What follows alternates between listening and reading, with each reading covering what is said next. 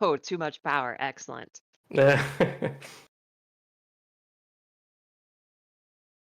Okay, All I will leave right. silently and I will let you carry on. See you. Thank you.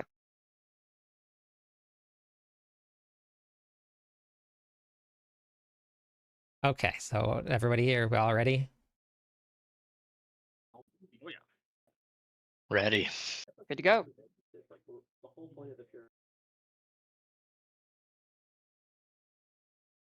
Wanderers, welcome to the Sanctuary Sit Down, a series where members of the Diablo community like me get a chance to chat with the developers about upcoming seasonal content.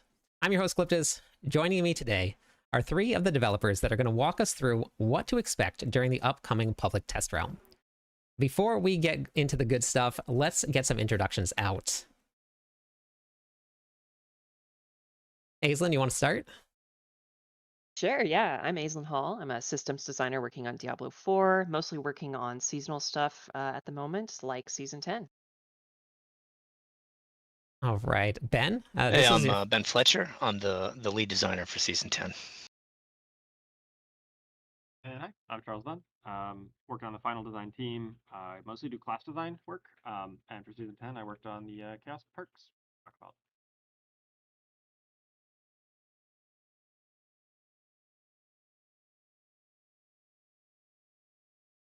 All right, awesome. Well, thank you everybody for being here.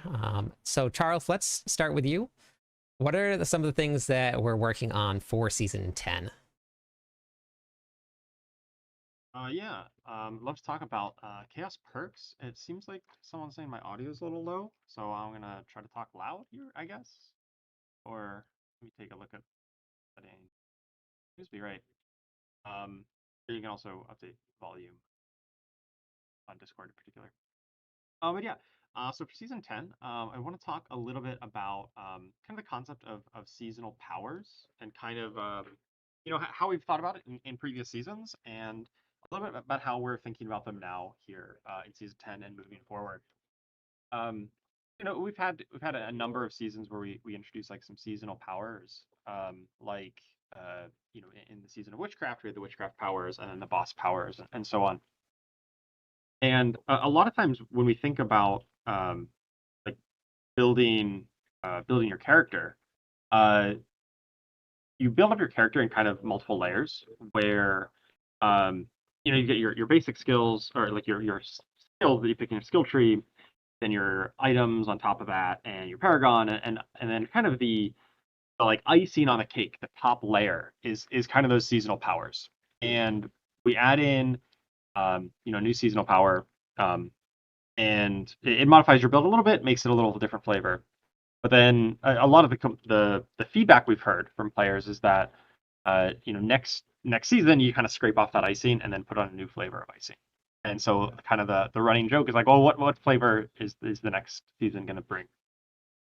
And we thought here for season 10, we really want to disrupt that pattern where we're not looking at just kind of surface layer powers that are just kind of added on and removed. We're really looking at, to continue the cake analogy, right, is looking at changing up the filling of the cake, the kind of connective tissue between your builds with our seasonal offerings. Um, to be able to be like, hey, here's something that actually just fundamentally changes how you play your character. It's not just an extra effect that just is added on top of everything else. And so with that in mind, we built what we call chaos perks. And calling them perks kind of differentiates them from um, the kind of power designs that we've had in the past, where it really is focusing in on this kind of connective tissue in between um, the kind of layers of your classes, your skills, your actual skills, and your itemization. And so we built this seasonal power system really all about making sure it hooks into your skills. It influences your build in ways that we have not really done before with seasonal powers in the past. And also speaking of item builds, we're going to be talking a little bit later about Chaos Armor. I think Aislinn will be covering a lot of that, which is also kind of another take on how we took the learnings of previous seasonal powers and kind of the feedback we've gotten around that and use that to iterate and make a more interesting and engaging system here moving forward.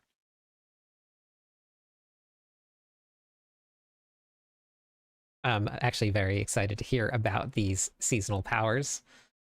So with the way that we're approaching this, so we're still thinking about seasonal powers, but this is now going to be something that we're going to just add extra layers on, because you said armor, and now it's going to be moving to perks.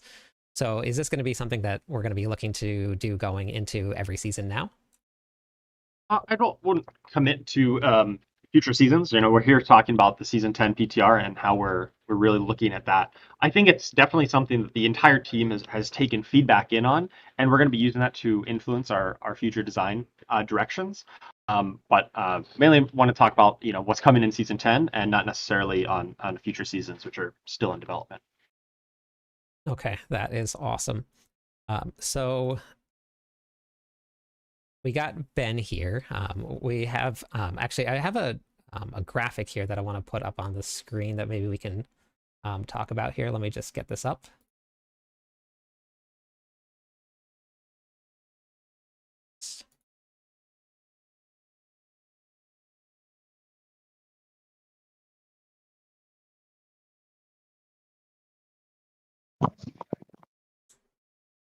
All right, Discord is moving a little slow. Let's see if we can get this up here and running for everybody.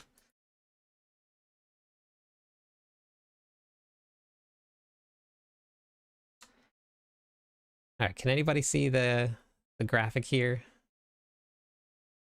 It looks like your screen is loading something. There it is. It just popped in for me. All right, so what you're seeing there is a chaos rift. So before I really get into what chaos rifts are, let's just talk about chaos. The theme of the season is chaos. So basically, kind of the narrative wrapper here is Mephisto's been free to wander around Sanctuary for a little while now, and we're starting to see the impacts of that. Basically, his very presence is weakening the veil between heaven and hell, and that's making these chaos rifts pop up throughout the land.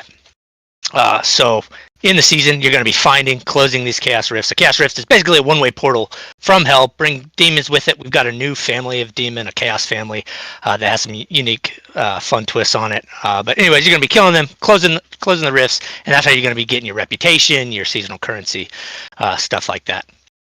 So the main place that you'll start encountering these as you begin the game will be in Helltides. You'll be going through Helltides. You'll see these markers pop up on your map. It looks a lot like an offering marker from Infernal Hordes, and that's because it's got a similar function to it in that these don't just open by themselves. You actually have to go up and opt into the experience, and so you'll be able to see the rift name. You'll be able to see the rewards associated with it before you interact with it, and that. At the beginning, you're probably just going to be opening, closing all the ones that you come across. But as you get deeper into the experience, and you've encountered a lot of these, kind of what's in each one, what each one entails, then you can start making informed decisions on like, okay, yeah, this one I definitely want to do because I'm chasing that reward, or I just really enjoy the gameplay of this one.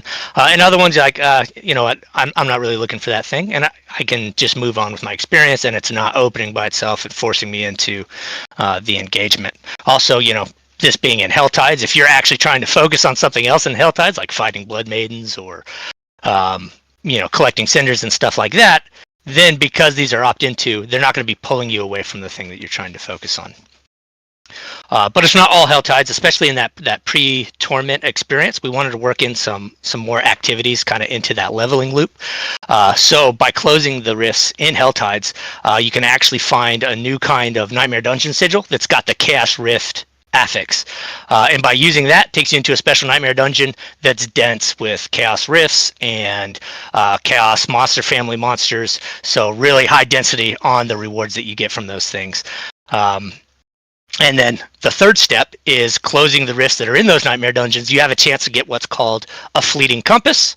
Sounds awfully close to an Infernal Compass that gets you into Infernal Hordes. Well, that's the idea. We've made an abbreviated pre-torment version of Infernal Hordes for you to engage with in the pre-torment experience. Basically, it's shortened down, so it's only 4 waves, and you're only facing off against 2 of the Fell Council at the end instead of all 3 members.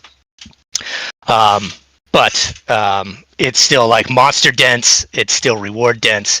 They're going to be pretty rare to come across, but it's definitely worth your time to do them because of the extra experience and rewards you're going to get from doing those. Once you move into the hit level 60, max out your characters, get moving into those tournament tiers, then the focus really shifts into our updates that we've made around Infernal Hordes.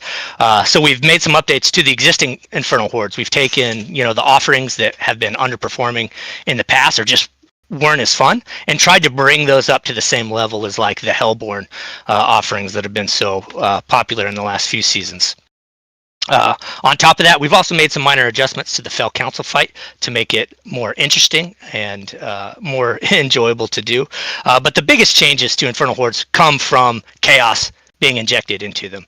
As you're going through your waves, you'll occasionally see a fourth offering option pop up, and that fourth option will always be a chaos offering that'll lead to a chaos wave. And the chaos waves are quite a bit different than your standard Infernal Hordes waves. Instead of the Aether events that you see during a standard wave and the boons and banes that are also associated with that, there are no boons and banes for the chaos rifts, but they are very dense with Aether. They're, if you can perform well, if you could do good, then you're going to get the most Aether from a single wave by doing these. Also, the gameplay is different.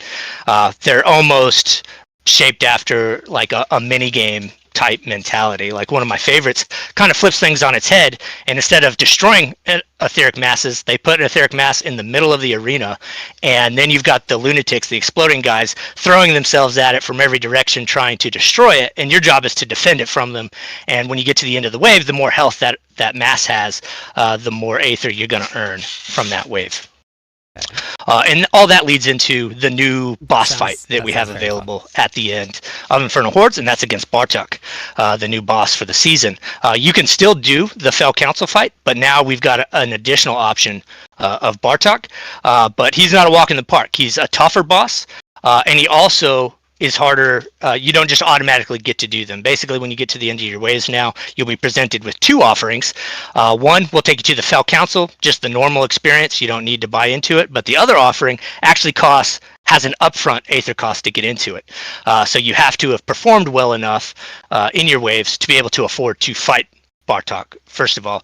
And the way that we're tuning that for a 10-wave compass, it's pretty doable, especially as you get deeper into Torment and get better and better at it. But then it starts becoming a lot harder with a 6 or 8-wave compass, where you really have to perform well if you're going to be able to afford to get into the Bartok fight. And the other thing about the Bartok fight is it is a lot more difficult than the Fell Council. The fight itself is a lot more complex. It's kind of a bullet hell style where we've got teleporters in the arena, and you're having to teleport back and forth and avoid these massive just screen clearing attacks that he has, and it's just got a lot more flavor to the boss fight. But the big reason you want to do him, he's going to be more rewarding than the Fell Council, but the biggest reason is he is your best shot at getting the new Chaos Armor that we haven't talked about yet. Aislin's going to touch on the Chaos Armor in just a moment, but basically your best chance at collecting that armor is going to be to fight Bartok. And I'm excited. The Infernal Hordes are probably one of my favorite content out there. So you said that this is going to be pre-Torment. You can start unlocking it just by going straight into Helltides. Is there a minimum level requirement to get there, or you can just open it up? So the stuff that I was just talking about with the Bartok fight and the full-blown Infernal Hordes, that's still only once you get to Torment tiers. We have like a special, like, smaller version that actually doesn't even have the Chaos Waves in it. It's just a smaller version of the pre-Chaos Infernal Hordes that you can do now pre-Torment, and there's not a level requirement. Though, if you just take a level 1 character and go straight into there, you're probably going to get wiped pretty hard. So a soft level requirement of you need to have a little bit of gear, which you should have to get in there. You will have had to do Helltides for a little while, found the Nightmare Dungeon with the Nightmare Dungeon Sigil with the Chaos Rift affix, run a couple of those, and then gotten one of these fleeting compasses to get you into there. So we don't have a hard cap on it, but just naturally playing, you should be at a level that is appropriate once you unlock that. Okay, that's cool. I like that we're adding in new stuff to the leveling process to kind of mix up what we're doing and where to go and what we're doing. So that's awesome. Yeah, we wanted to have a little bit more variety to that 1 to 60 leveling experience that we haven't always had in previous seasons. That is very cool. Now, I know we've talked a lot about the chaos armor, but I want to share one more graphic. I'm going to swap this graphic around, and I'm going to go back to you, Charles, because we didn't get to show the perks, so I wanted to get that up on this screen. So let me just get that real quick.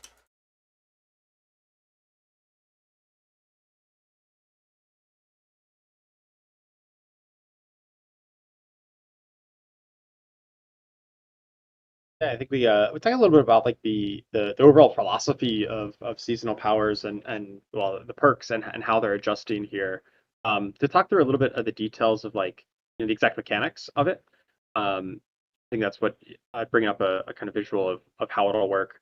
Um, so I think one of the cool parts about this system compared to previous systems is that we have class specific chaos perks.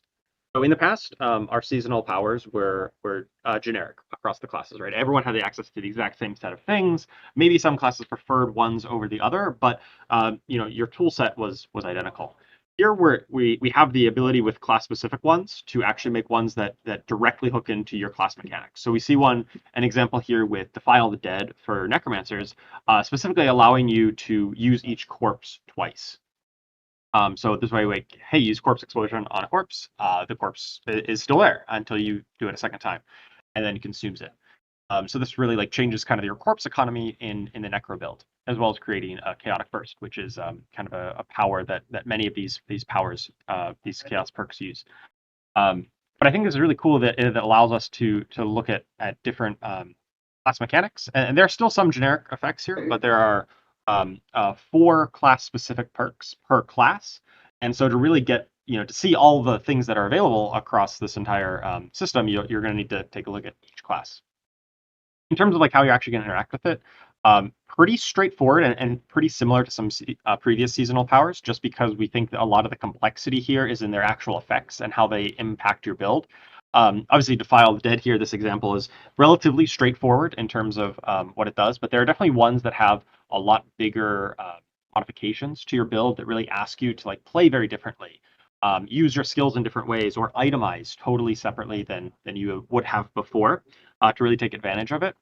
And so because there's like a bit more of a complexity of ask there in terms of like what you want to do to use these effects, actually like socketing them in is relatively straightforward, right? You can equip 3 of the non-unique perks, the magic, rare, and legendary. So any 3 of those, along with 1 unique perk. The unique ones are definitely like the biggest change up. The biggest like ones that change up your build, the kind of the most dramatic adjustments and require the biggest ask to work with. That's pretty cool. I'm pretty excited to see what the other classes have in store. This is definitely a pretty big change, going from everything just being generic and used all over. Like, it should help with some of the diversity with the classes. I like that. Yeah, absolutely. I think that you'll definitely find uses for some of the generics across each class, but definitely the class specific ones are the ones that have will definitely make it feel very different from class to class. It's not just like, oh, I'm going to run the exact same set of powers on every class, every character that I play, and you're going to get a lot of new options across every class to kind of empower brand new builds that we may not have seen before because of these perks.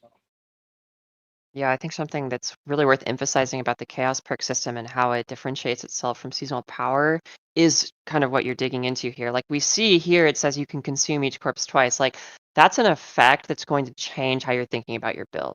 And that just wasn't something that you typically got from seasonal power before. Like you'd probably get something that was like, oh, you call a bunch of awesome magic that explodes everything, but it's not necessarily changing the way you're thinking about your core skill or changing the way you're thinking about your other tagged skills. And all of these chaos perks are keying into that. And the fact that there are some that also key into class specific stuff lets us go even deeper into that philosophy, which is really cool.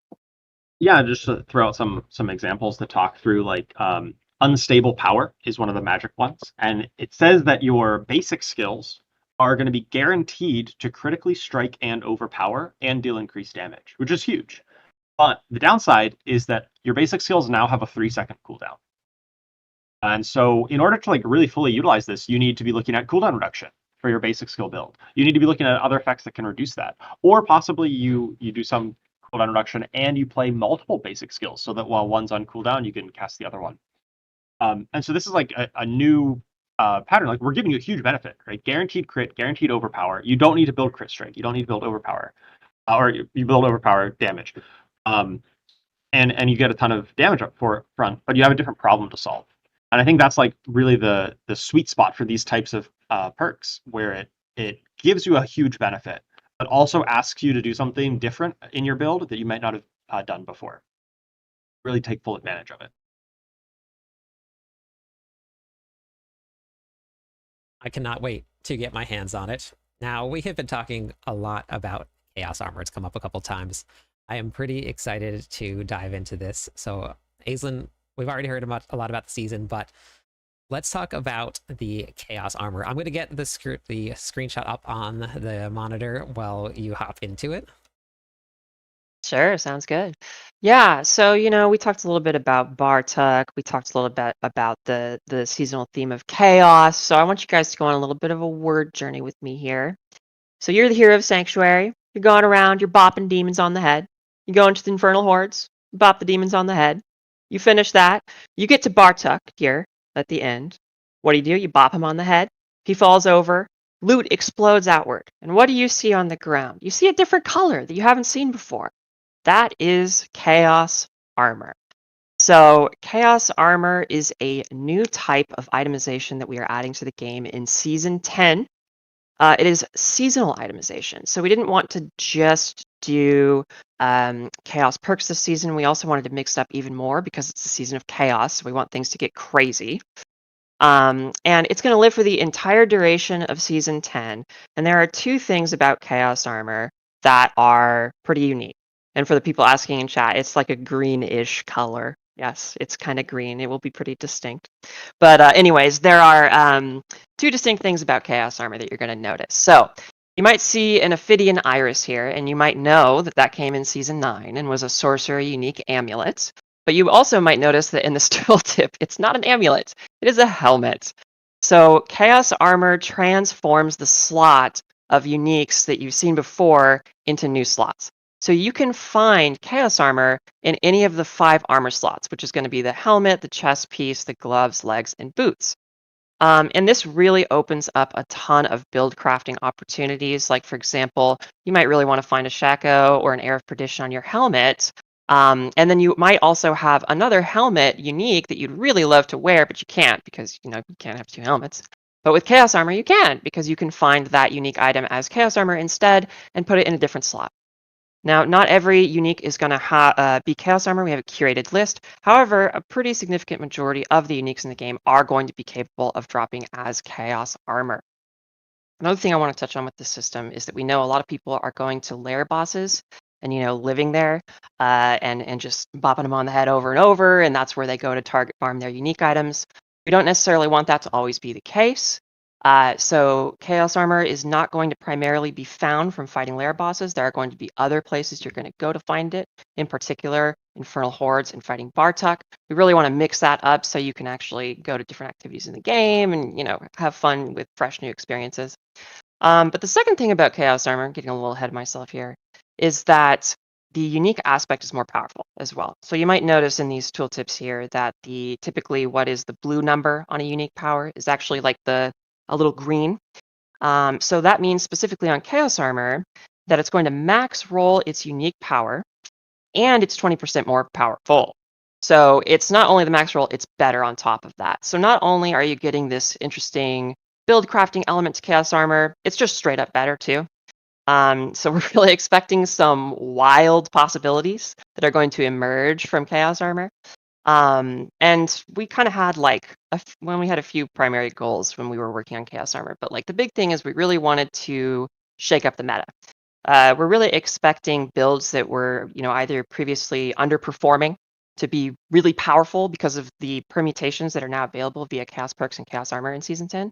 And we also expect there to be builds that weren't even a twinkle in our collective eye to emerge in Season 10 because of these systems and go wild.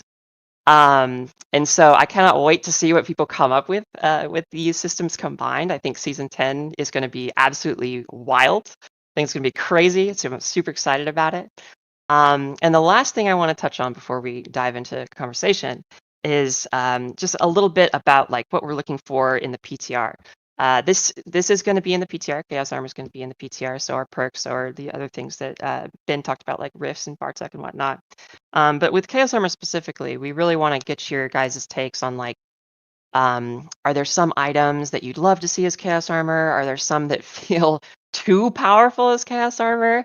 Like, because right now we have everything balanced on a very level playing field, but we want to hear what you guys think about like how the meta emerges and like what's powerful and what's maybe too weak, so we can make sure that Chaos Armor is as fun as possible when it actually comes out. So yeah, I definitely recommend getting in there, talking to our dancing demon boy Mrak, and getting those Chaos Armor caches and trying it out.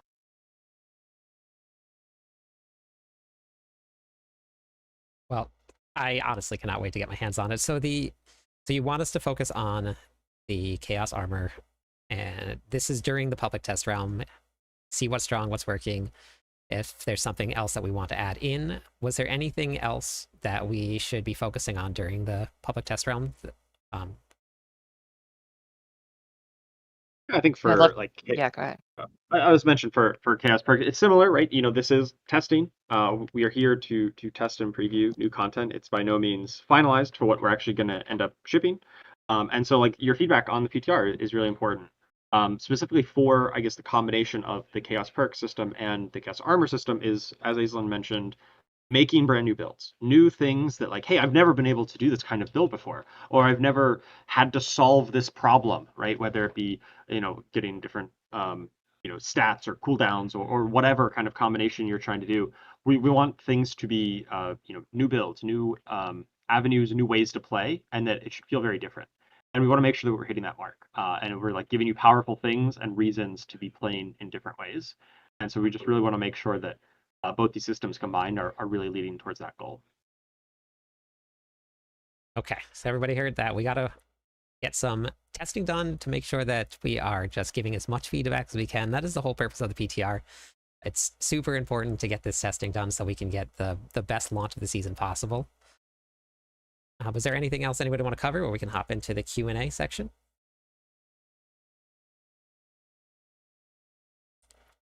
Yeah, I think we'd also love to, see people go in.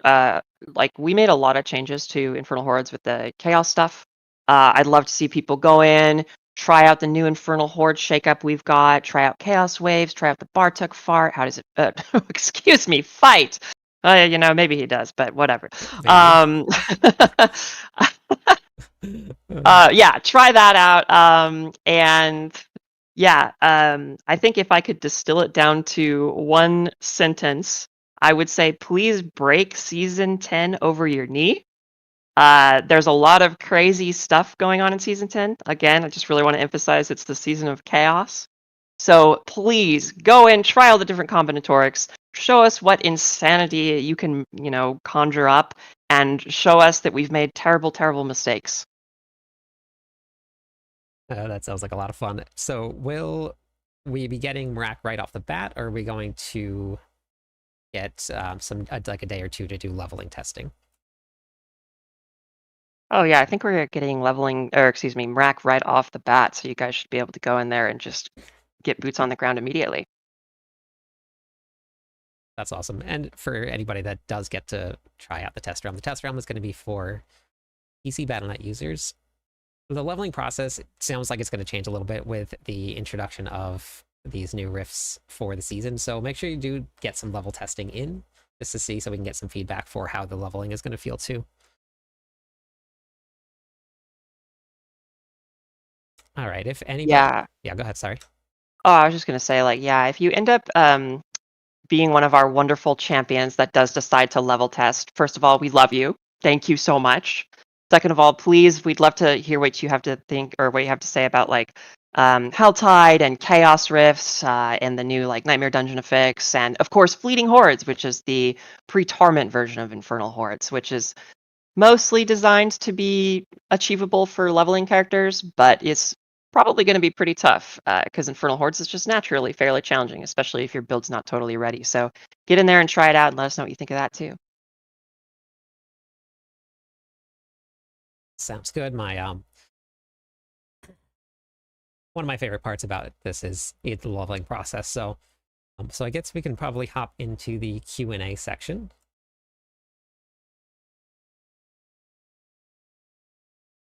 So user Gallo977, they asked, hope later in the chat will be revealed what will be the seasonal and what will go to the eternal realm. So what's going to stay and what's going to go?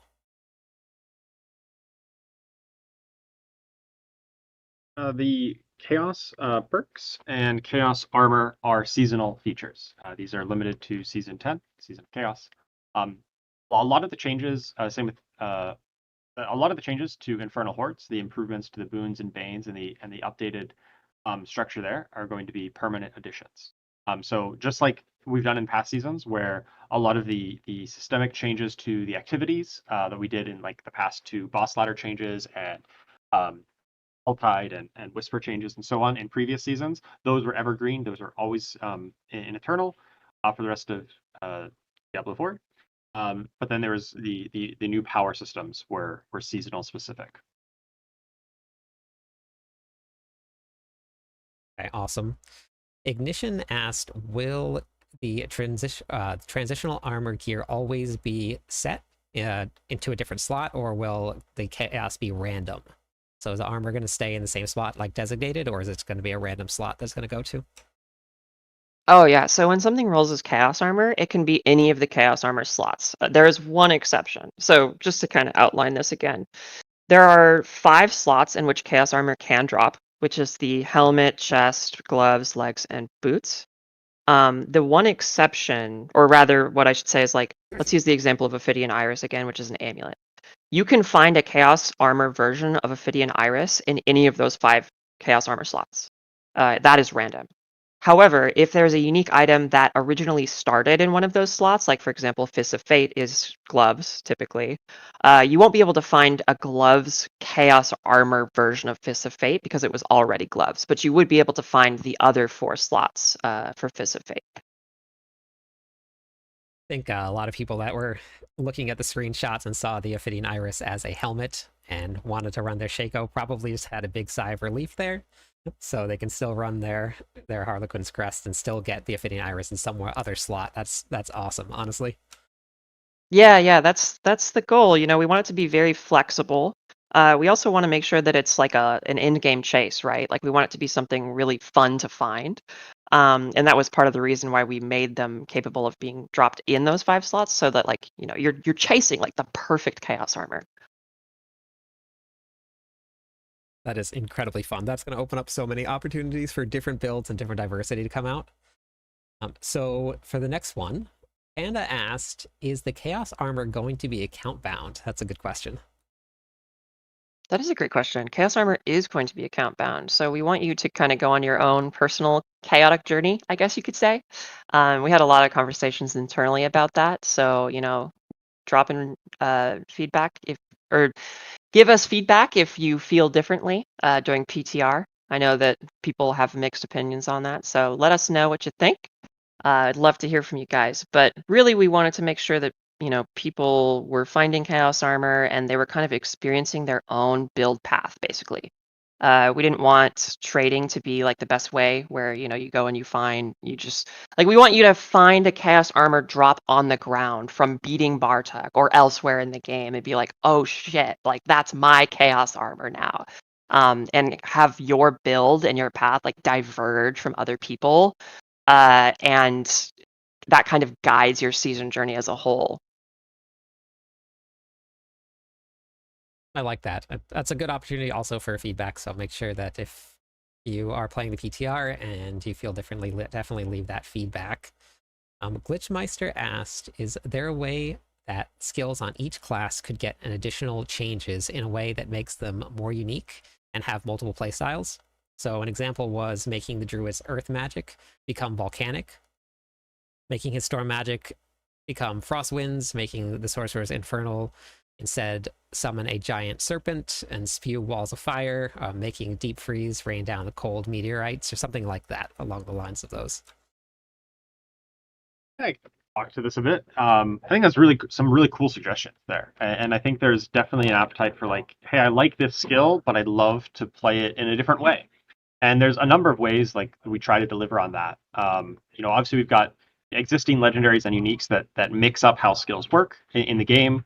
We're trying that a bit more now with the chaos perk system, where they are affecting some of those skills in similar ways, where it's like, hey, what you used to know about how the skill worked is now very different. Alternative playstyle. I think one of the best examples in the Chaos Perk system is the Necromancer unique one, Alter the Balance, which affects your core and ultimate skills and basically swaps them, how they work. That's definitely like design space we're really interested in exploring moving forward. And we are starting to do that a little bit here in season 10. And I wouldn't be surprised if we see more kind of big playstyle swaps and modifications to skills like that in future content. But that's not something we can give too much detail on at this time. Okay, well, I mean, that sounds good. So Dante asked, can you bring some seasonal powers from previous seasons into a permanent edition like rings that have powers from season 1 or an aspect from season 2? I know that this is something that people have asked in the past. Yeah, that is something that we did on a couple of those earlier seasons, where we brought some of the favorite powers back as unique items, as kind of one-offs. And that's definitely like something we look at and could consider for future lines. Definitely ones that really resonate with players. I definitely know there were some previous seasonal powers that the players really loved and would love to see back. And trust me, the dev team has heard that. When we hear that, like, oh, you really like this one power, I'd love to see it back in some way. We've taken note of that, and we'd love to keep hearing that. And we're looking for the right time and right place, right system to kind of put that in. It's not always just put it on a new unique, because then we end up getting a bunch of you're limited on the exact number of uniques you can have. Maybe there's other systems that we can deliver some of the fan favorite powers from seasons past in. So definitely keep giving us that feedback. We're listening. We're absolutely making note and finding the right spot to reincorporate some of those favorite powers back in.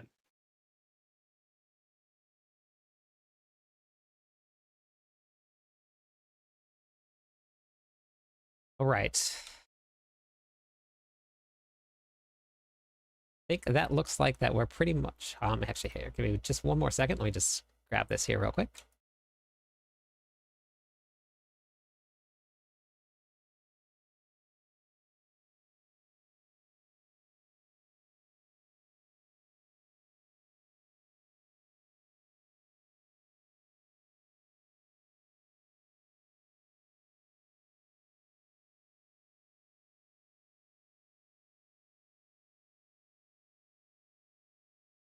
All right, looks like we are at time, but thank you everybody for coming out today. Thank you for hanging out while we figured out how to get this up and running. We appreciate your patience very, very much. This was a really, really great turnout. I'm very excited to be able to sit down with everybody and talk about all of this stuff. I'm pretty excited to get onto the public test realm. Make sure you get on, do your testing. It is very important to leave some feedback. You can do that on the forums. It's a really great place for everybody to leave what you get to do and what you get to see. So we're really looking forward to this. It looks like the PTR start date is going to be on the 18th of August. Is that right? Or is it going to be on the 19th? The 19th? I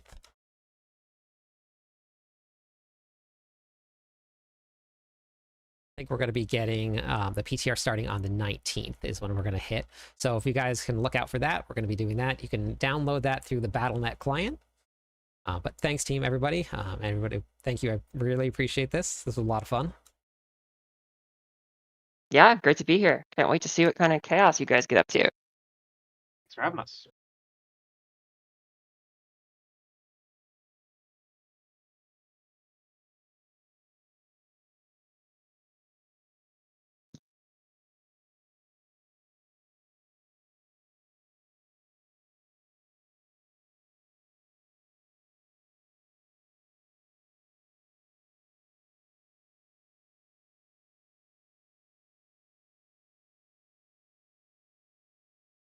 All right.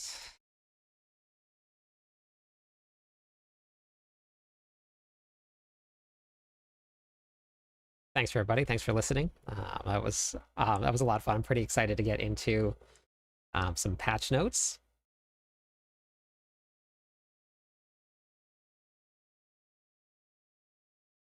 Let me swap this over here.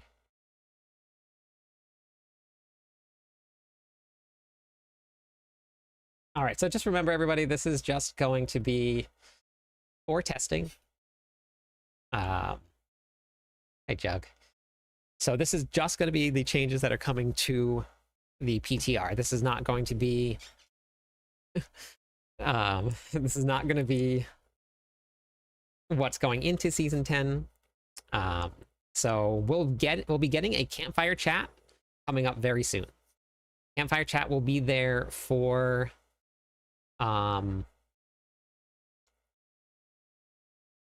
the Season 10 launch, so look out for that. That's probably going to be about a week before the season launches. So,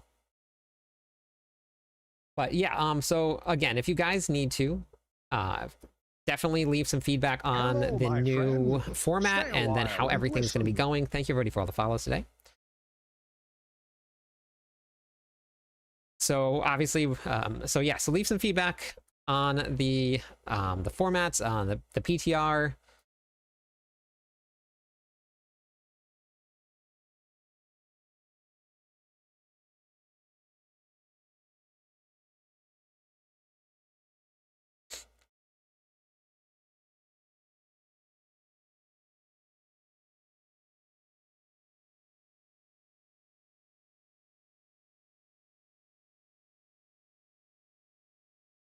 Yeah, the chaos powers are pretty cool. So we'll leave that feedback. I know normally even if it's some it's very hard to follow without an actual stream. Yeah, so leave the feedback on the new format and stuff. So there is the patch notes that are all right here.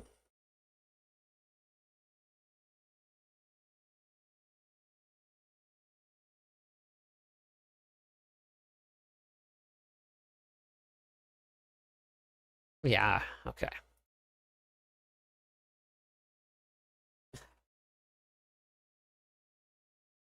There was no set time limit, Remy. It was just we're going to cover everything that that we need to cover for the day, and then the blog is out. The patch notes are out for it. We'll get the notes posted and linked in all of the chats if you guys want to check it out. So I'll get it posted in Discord for everybody. Or not, sorry, not Discord, on YouTube, and we'll get it linked and we'll get it pinned everywhere. But thank you. That was that was the very first time that I got to do anything like that. So that was fun, exciting, nerve-wracking. But we made it through. I'm gonna grab these notes for everybody.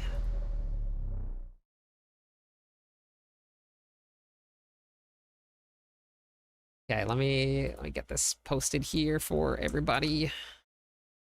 There, I'll pin this here, pin this message. That's there, right there. I'm good. Yes, I was definitely a little nervous. It mostly threw me off because we had all of those technical issues at the very beginning. But yeah, it was good. It was just getting the new format worked out with Sanctuary Discord and stuff. And the next one that they do will be right on point. So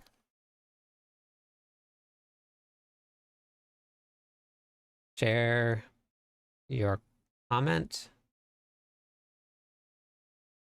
in the Discord sit down. There were so many things going on, John, and I didn't get to. There was chat with. I'm not sure which comment you were talking about. Let me get this one right here. Let me get this pinned to the chat for everybody so you guys can check it out manually at the end. Okay, get that going.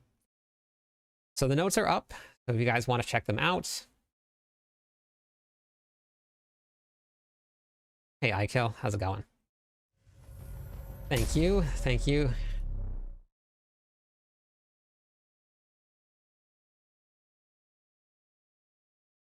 Yeah, well, so this one right here, so I think that from what I've gathered, the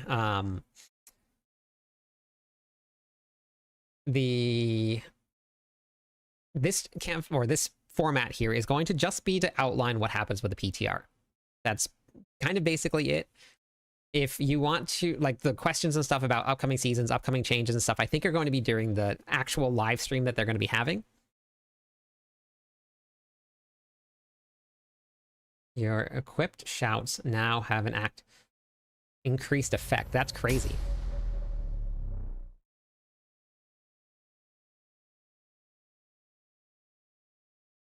Yeah, I actually had turned up the volume on my stream all the way, but I think you would have to readjust everybody manually. Yeah, so I'm gonna actually cover the notes right now. We'll go ahead and we'll look through the notes. We have them right here, so we'll take a look through and see what we got here. So there is uniques added into the season. The only thing that they were just covering, they were just outlining. We're gonna get all of that information in the actual live stream. So they're taking things back, and they're changing around the format for everybody that's listening. The way the format is supposed to work now, public test realm. They're going to talk a little bit about what's going on. We're going to get the patch notes for it. We can read through the patch notes. We can try everything there. Then, right before the season launches for season 10, that's when we're going to get our big production. We're going to get our brand new, like a big sit down. They're going to go over all of the uniques they're adding in, all the powers, what they finalized from the PTR, well, their perks, their chaos armor. They're going to introduce all of that stuff during the actual live stream. They're revamping it too, which I don't know what that means. So I'm pretty excited to see what happens with it. So no, this is not replacing the campfire chat at all. That is still going to be a thing. It's just with the PTR, it's a lot less than what's actually going to be going into the season. So they wanted to make sure that they did that. So yeah. So that's awesome. I'm very excited. I don't know about everybody here, but I am incredibly excited about this.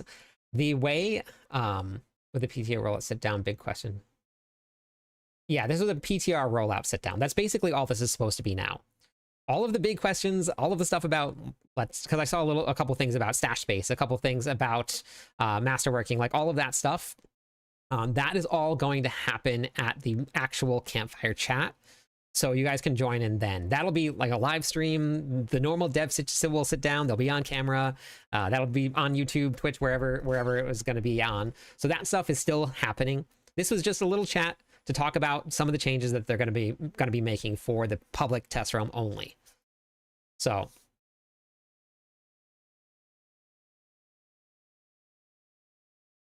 we don't know when the campfire chat is. It's normally like the week before the season starts. So that's normally what it is. When will the PTR be live? To download, I'm not sure.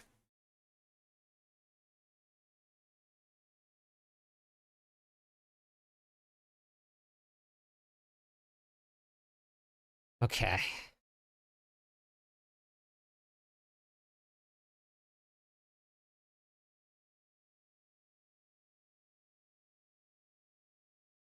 All right. Whew.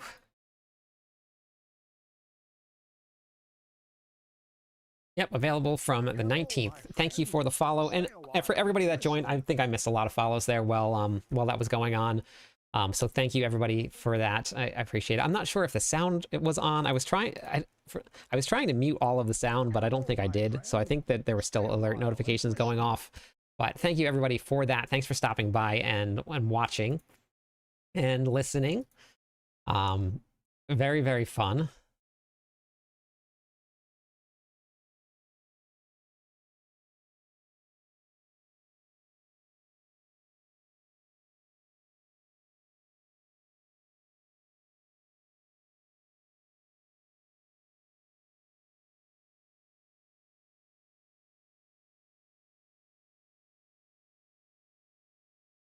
Okay. Chaos armor sounds pretty cool, but yeah, stash space for sure. All right, yeah, we need points. Let's give away some points for everybody here. We're gonna give away some points there. Thank you, thank you, thank you. Yeah, so probably we normally were able to download it early, so we should be able to download probably the 18th ish, somewhere around there. I'm pretty excited to see what we get. So, okay. All right, so we talked about the Infernal Horde changes right here. No news on the pony level, nope. This is the new Infernal Horde, what they're going to show here. So these are some of the new worms that they're going to be having. This is the new boss. Burdock, the farting boss. I wonder how many clips that's going to be in. So this is him right here. I don't know how challenging this is going to be. I'm actually pretty excited to see how challenging this new boss is, because they said it's supposed to be pretty challenging. I guess you have to gamble all of your ether on them. Yep, points went out. I gave away some points. I'll give away some more points for everybody that's being here. So the new Chaos Armor, this is really, really cool. When I first saw the screenshot and we put this up on the screen here, Ophidian Iris as a helmet, everybody was like, oh no, that's not good. But it looks like the way that this is actually going to work now is, here is what's going to be able to be Chaos Armor uniques. Banished Lord's Talisman, Crown of Lucian, the Endurant Faith, Fists of Fate, Flicker Step, Godslayer Crown, Lochran's Talisman, Mother's Embrace, Pain Gorgers, and then X Falls. So those are all of the general unique ones. Now, for the Barbarian, we're going to have Battle Trance, Gore's Devastating Grasp, Hooves of the Mountain God, Mantle of Mountain Fury, Overkill, Rage of Haragoth, Ring of Red Fury, Ring of Ravenous, Saber, which is a brand new unique, which we'll go over the new uniques, is probably in the blog post. New unique. Husk Helm, Ugly Bastard Helmet, and Unbroken Chains. A whole lot. Could be punching above. I'm sure Frosty. I don't think Frosty knows about my channel that much, so I think we're okay. Yeah, so they're buying on account, which is very interesting to see. Yeah, so every season they've been adding one new unique in, and then one new aspect. So we're getting in new uniques. For the Druid, the Erida's Inexorable Will, Earthbreakers, Fleshrenders, Great Staff of Crones, Hunter Zenith, Kilt of Blackwing, which is the new unique. Maleficent Crescent, the Jornic Ring, Rotting Lightbringer. Could you imagine having a Lightbringer in a spot that's other than the weapon, and then you can put a weapon slot in?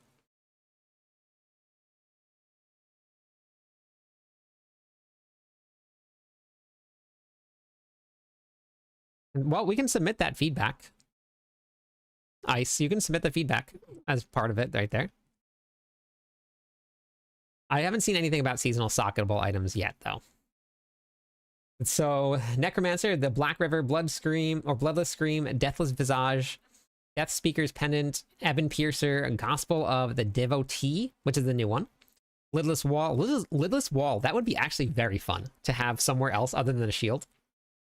Orphan Maker, I love that name, by the way. Ring of Mendeln. Ring of the Sacrilegious Soul, Hand of Naz, the Monocrux, and the Unmaker. Rogues are getting Beastfall, Boots, Condemnation, Cowl of the Nameless, Death's Mask, Grasp of Shadows, Orphan Maker. I wonder if that's a mistake right here. We have Orphan Maker and we have Orphan Maker, so it's probably just I'll submit that for the notes. I'll let them know that the Orphan Maker's in there twice. I think it's a new unique for the Rogue.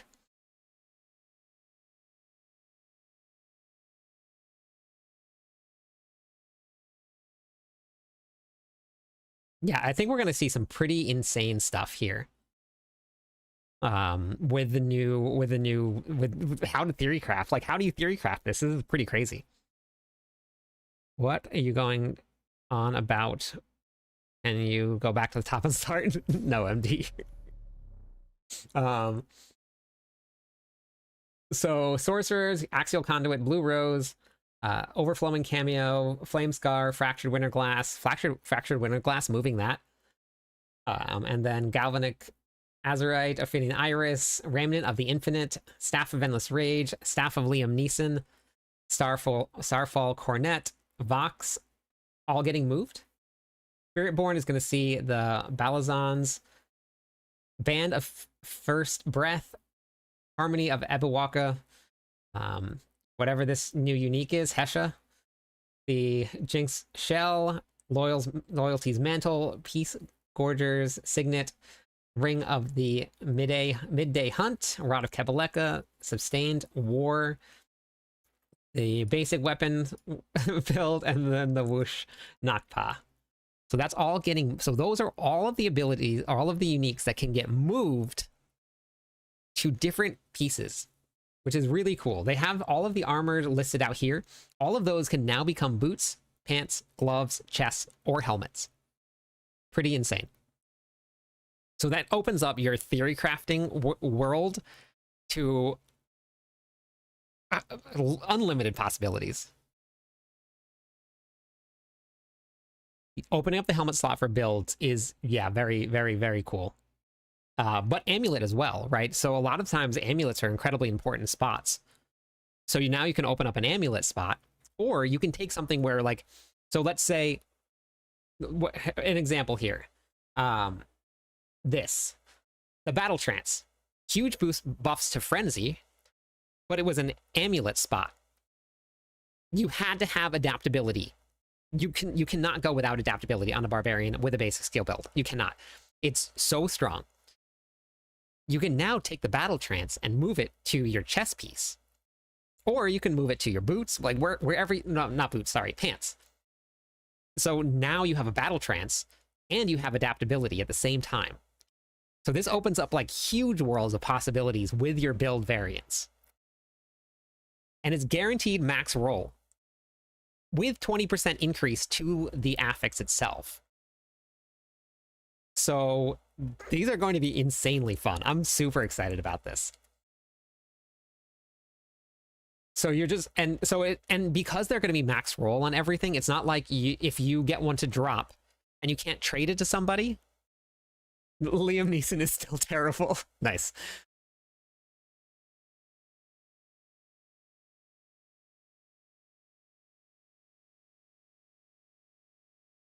Yeah, the build planners are going to be pretty tough. There's going to be a lot of different stuff in there.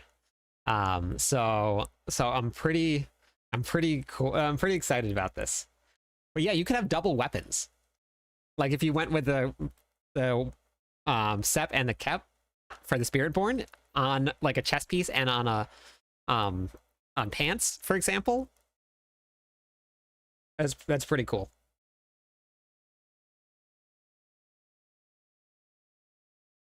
I don't. Well, we're gonna move down a little bit. So sealed rifts here. So strange portals of crackling energy that are gonna be unleashing the burning hell legions. Chaos rifts materialize in different ways. Chaos rifts will appear in the open world of Sanctuary within Hell Tides. Kill the demons pouring from them, seal them away for a variety of rewards. They're a great source of chaotic loot, giving you additional experiences, gems, and chaos armor in torment difficulties. So it looks like we're going to be in Hell Tides, which I actually really like Hell Tides, especially when there's a reason to go. That means big loot, big gear, fun content. MD is what it means. I agree, Rage. It's going to be insane. Yes, correct, Alati. Yeah, you can still get 1 to 4 GAs, but it's always going to be max roll. So I take it. No. You don't have to do Infernal Hordes. You can get Chaos Armor in Hell Tides. It's not just one spot. You don't have to just go to the Infernal Hordes. So it's right there. You can carry both weapons. No, you won't toggle it. It'll just be on like a different slot of armor. Your weapon can now become your pants or your boots or your helmet or your gloves. The way that the Chaos Armor works is that you get a weapon that will drop, which is normally a weapon. So we'll say the Rod of Kepeleka. It can now drop as a boot, as a pair of boots, or it can drop as a glove. It can drop as a weapon. It's going to be the exact same stats, exact same multipliers, exact same affix, all of it is going to be the same, but it's going to be on a different slot.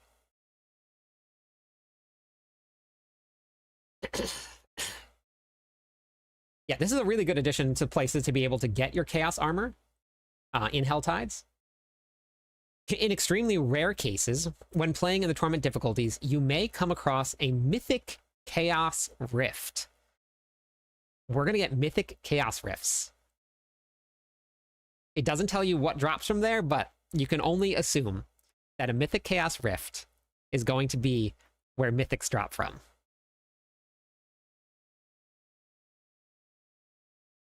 This is just for the public test realm.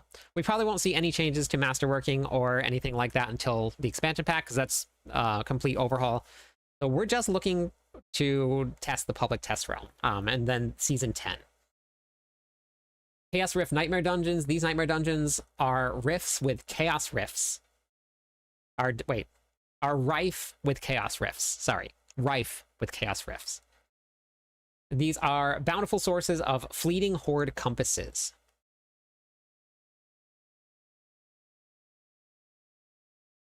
It says you can't equip the standard unique. No, you cannot equip the standard unique or the chaos version at all. Yep. But if you find like a Rod of Kapaleka in the chest piece, and then you find like the Sep whatever it is, the basic skill one as pants, you can wear both of those basically weapon slots now. This is just class changes and seasonal content. We won't hear about anything like that until we get our actual campfire chat, and that's going to be before the season launches.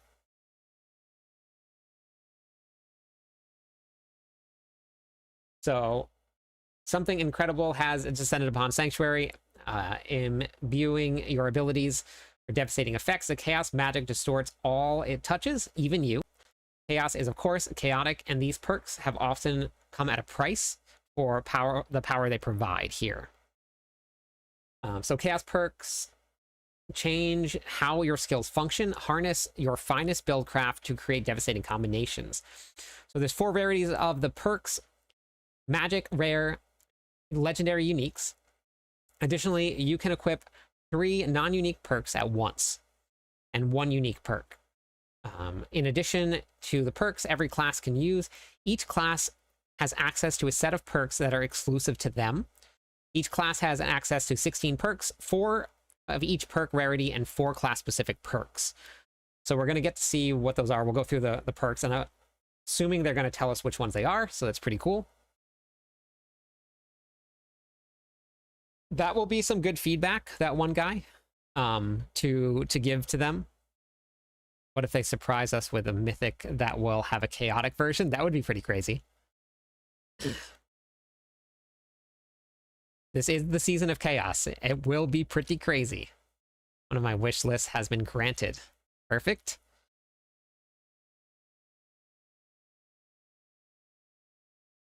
I agree, Mike Drop. This is the shakeup that I think we needed. This is really cool, the way that this is working. And then let's get into the seasonal perks and how it's going to change like your attacks and stuff, because that's pretty cool. They might use Blood to Scream now. Yeah.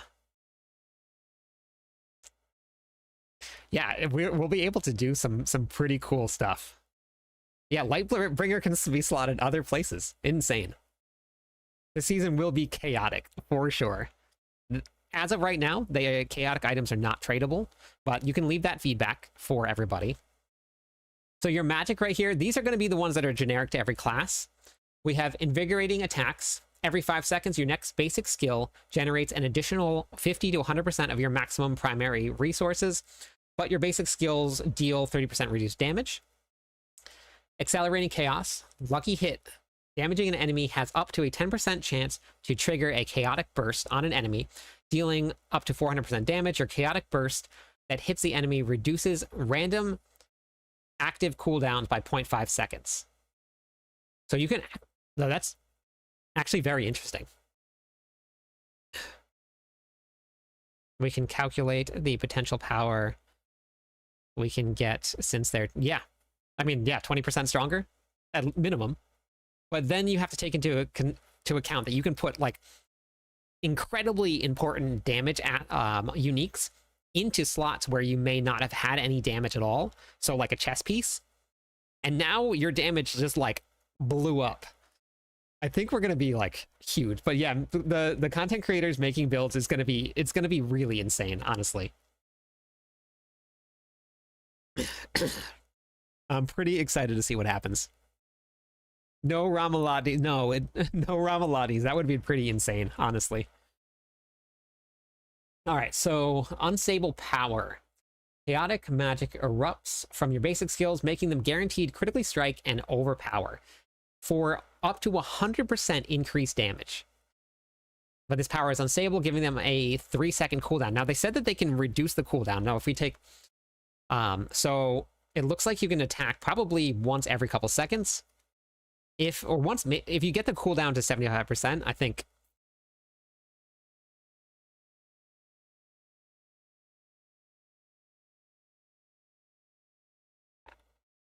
Hey, you can't stop me. How's it going today? Yeah, the sit down happened, but I'm going to cut the VOD out of the stream and I'll post it again. So chaotic armor can roll 4 DAs. Yeah. So unstable power, that one we just did. So the rare, so these are for every class. Every class can use these here. The rare erupting chaos bursts randomly erupt from you, dealing up to 400% damage of your highest damage type, whichever one that is, which is cool. Your chaotic bursts deal 100% of their initial damage over 4 seconds, so a dot build. Power siphon, your core skills deal 100% increased damage, but also reduce your maximum current resources by 20 for 6 seconds. That's okay. This reduction stacks, but does not refresh. Oh, interesting. Okay. So you can like spam your core skills, but then you have to wait for 6 seconds once you can't cast it anymore. Okay. Barb can definitely make room for Ramalatnis. Yes, they can. Also, thank you everybody for all the follows. I appreciate that.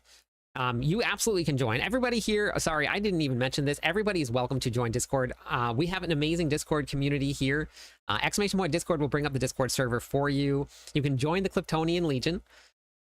Everybody is incredibly welcoming, incredibly friendly. They love playing with everybody.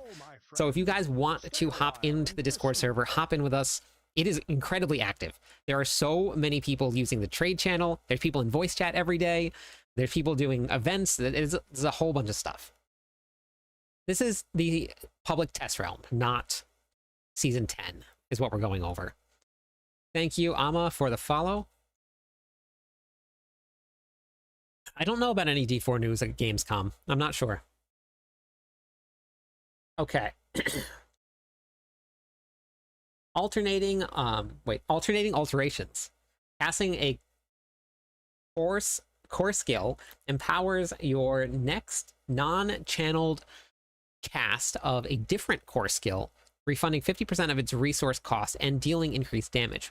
So if you put these together, and you use Whirlwind Hammer of the Ancients, for example, you channel this. I wonder how the channeling works. Your core skills deal increased damage, but also reduce your... Yeah, I want to see how that works. Casting a core skill empowers your next core skill. Oh, it's your next one. So if you hammer, you get your resources back. Okay.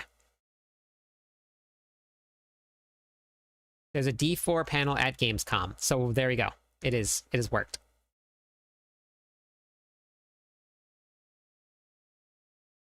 Well, Truck, a really great way to do that is to hop into Discord and then join up with the groups that everybody's running, because everybody just likes to grab anybody that wants to run, and then they can just go hop into a group and run, grab your stuff, even if you're not like quite high enough level or you're working on building your character. Of course, it would be super fun to have it as a permanent condition, like addition to the game, but they've never done that with anything at all. With any of the seasonal powers, they've added like certain things in here and there, but keyboard and mouse is on Diablo 4. You can use it on any of the consoles. They did it this season. It's brand new.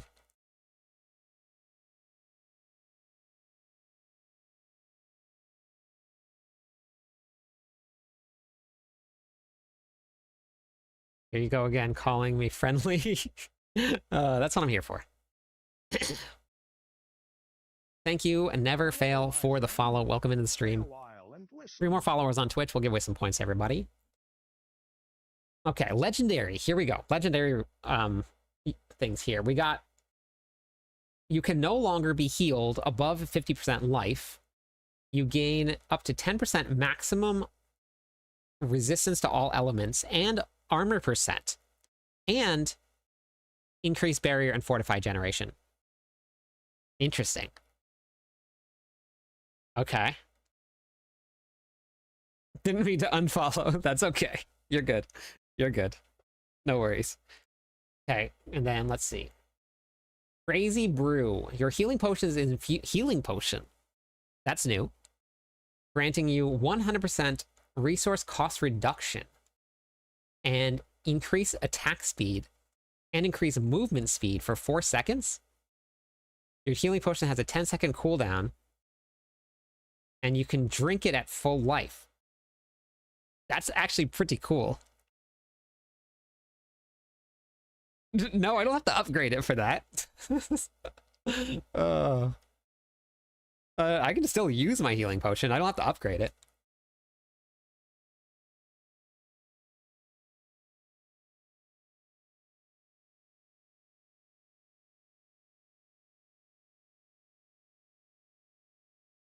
Yeah, you just got to get the right content. You got to just do the right content, Truck. And then also when you're in the Discord server, there's people there that are trading gear and they need stuff and then you need stuff and they're more than happy to help out. So it's a really great option for you. All right, here we go. Unique powers.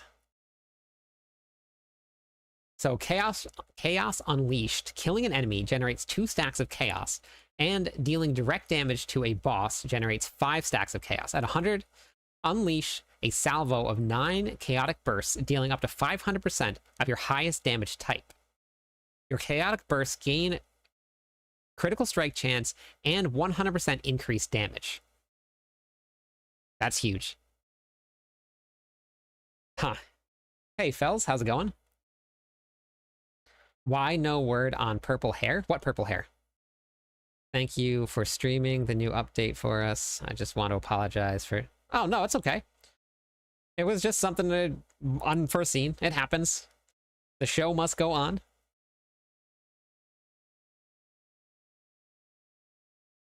Rainbow armor and pony level? Not yet.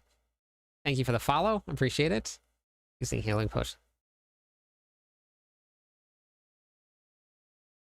Yeah, it won't be for every class, but that's why they have a couple different things in there. Okay, so Brawn over Brains. Gain the following. 200% maximum life. Stay a while and listen. 100% healing received, 100% increased multiplicative overpower damage. However, your maximum resources is reduced by 25%, and your damage reduction from armor is capped at 60%. Oh, interesting. Talk about glass cannon build. Thank you. You can't stop me for that. I appreciate the follow. Are there any news on the new unique items? We're going to get there. We're going to get to the new ones. There are some new ones, but we'll get there. We're working down the list here. Beast Cornered. So this looks like the rogue here. So this is one of the rogue ones. For every 10% life you're missing, you gain increased damage and 5% damage reduction. Low life builds. Looks like they're coming. Spending resources also drains a percent of your maximum life, equal to 30% of the maximum resources spent. Refunding those resources. This cannot reduce you below 10% life. We're looking at some low life builds this season. We're gonna be running some glass cannon stuff. So Barbarian here. The following are class specific. Oh, this is actually just a low life build. I don't know why they have the rogue picture here. This has nothing to do with this here. This is just a general one here. Wow. We are going to be running a low life. All right. So Barbarians here. My favorite. Dual threat. This is a magic one. Casting a basic skill also uses another equipped basic skill at the target, dealing 80% of the normal damage. Casting a basic skill also uses another equipped basic skill. That's fun. That's really fun. Oh yeah. Oh yeah. We can. Yeah. A heart melted. Yeah. Selig actually might have some uses because you can move amulets to chess pieces or whatever it is.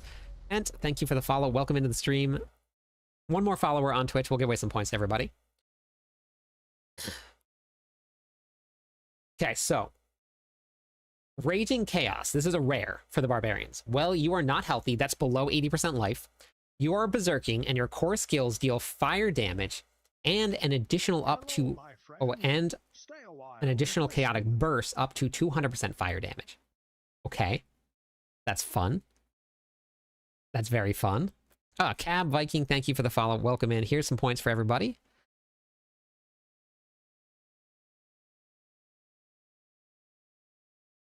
Well, Belial guarantees at least, I believe, 2 GAs every single time that you kill Belial. And there's a lot of people in Discord that are running Belial groups. You just hop in. We did a whole big Belial event. I think we had like 10 or something groups going out, and they all just got mats. They were given, everybody was given mats to go out and just do Belial. So there's really good ways to do it there. Death, thank you also for the follow. I appreciate that. Welcome to the stream. Okay, so this one for the barbarian, this is legendary.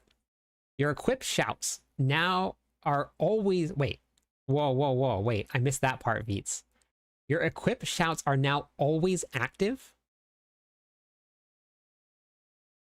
but your maximum current fury is reduced by 20% per shout equipped. Oh, so you still have to have them equipped. Interesting.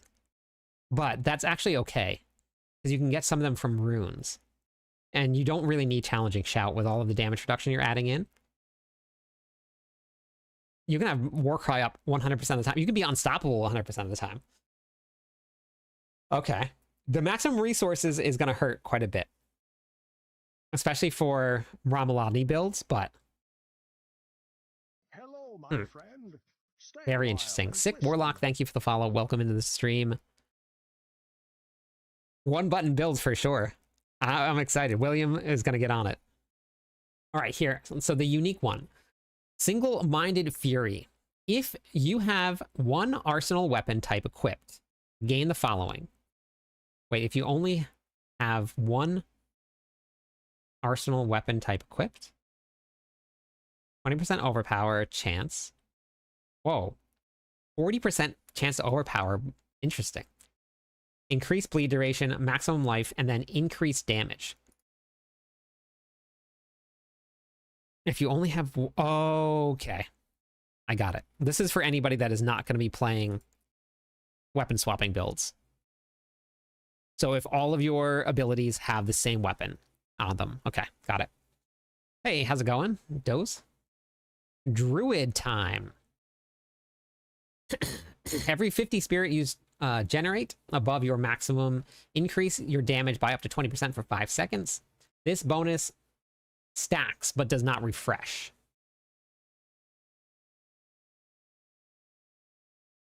So you have to generate 50 or more spirit. I wonder how high that stacks. This is PTR notes, yes. I wonder how high that's going to stack.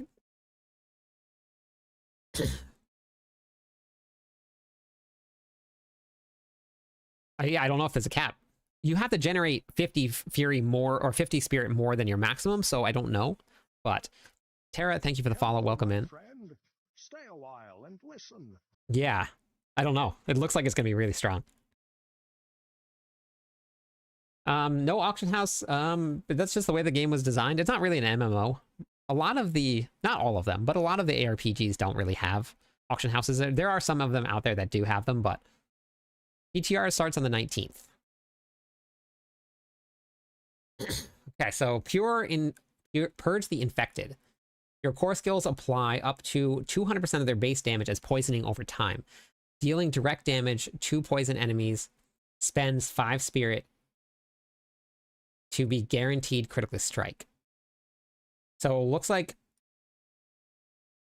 we're going to get a huge increase of poison damage from your core skills. Base damage, though, so we'll see how it goes. Boca, thank you. Welcome in. 2 more followers on Twitch. We'll give away some points. Gotcha. Well, that's good. That's good feedback that we can leave, iKill.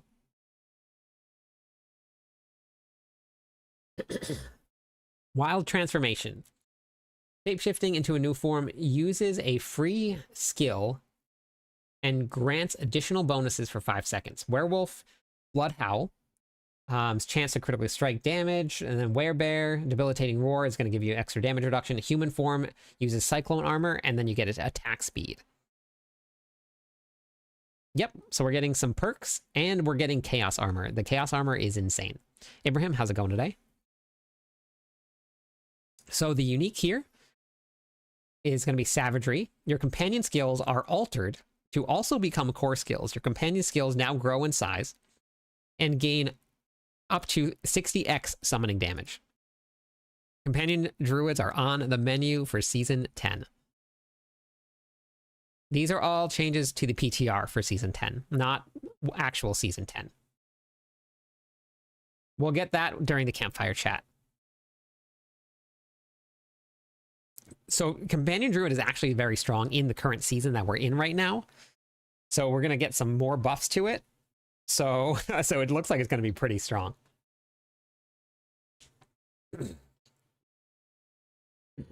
All right. Here's the one that iKill is not very excited about. Hey, Boca. Grim Reaper. Your skeleton warriors now use Reap, dealing up to 150% of their normal damage in addition to their regular attacks. Okay. Interview is done, yes. Combine the crazy brew with the deafening would help with the resource loss from 4 shouts. Yeah. Yep. Yeah. There's a lot of fun combinations out there to do. Defile the Dead, the legendary. Oh, wait, hold on. Decimating a desecration. Your damage over time effects have a chance equal to your critical strike chance, so up to 100%, to deal increased damage. Defile the Dead. You can consume each corpse twice. We talked about that in the live, or in the chat. Consuming a corpse creates a chaotic burst, dealing up to 400% shadow damage. That's probably an X, because all of the other ones have been X. Here. Alter the balance. This is the unique here. Your base core skills are now empowered as ultimate skills. Cost no essence, but have a 30 to 20 second cooldown. Your base ultimate skills now are altered to be core skills and have no cooldown, but cost essence. So you can flop around your skills, and then you can use your ultimates now as your core skills, and then your core skills as your ultimates. Interesting.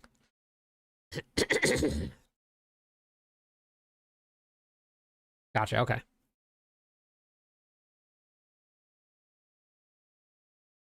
The barb stuff doesn't really alter around like the way that stuff does, but it does play towards more of just like buffing your Snoops. Thank you for the follow. That's enough followers for some points. It does play towards the like just barb bashing is what it feels like. You don't have to worry about your shouts. You're just going to be spamming. Hey, Sparta, thank you also for the follow. Hello, my friend. Stay a while. So, I don't know. It should be fun to see where we go with this. Hello, my Mick, friend. welcome in. Thank you for the follow there. 3 more followers on Twitch. We'll give away some points to everybody. All right, so for the rogue here, all the magic, unpredictable alchemy. Imbuements flow wildly, imbuing every basic skill cast with a random imbuement. Imbued skills deal up to 40% increased damage. So your imbuement skills are going to do some more damage, so hopefully we get some more... Wade, thank you for the follow, Wade. Stay a while and listen. Hopefully get some more twisting blades, poison twisting blades. Let's get that back. Hello, my friend. Stay a while Ed, and listen. Egginks, thank you for the follow. Welcome in. I probably butchered that name. Think think of what build. We don't have links enabled, Boca, so you can't link anything in chat. Enervating strikes, which is the rare. You no longer passively regenerate energy. Interesting. You gain the following: 100% twist chance for twisting blades to hit twice. That's cool. Flurry deals double damage. Barrage. Projectiles cast twice. Rapid fire cast twice. Oh wait, they put that in there twice. That's very Hello, interesting. my friend. Johnny, Stay a while. welcome in. Thank you for the follow. And let me give away some points.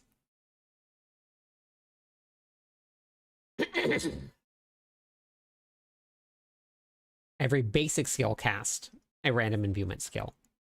Oh, interesting. Okay. Yeah, that's cool. I know everything from this game. I don't know everything. I know a lot about the game, but not everything.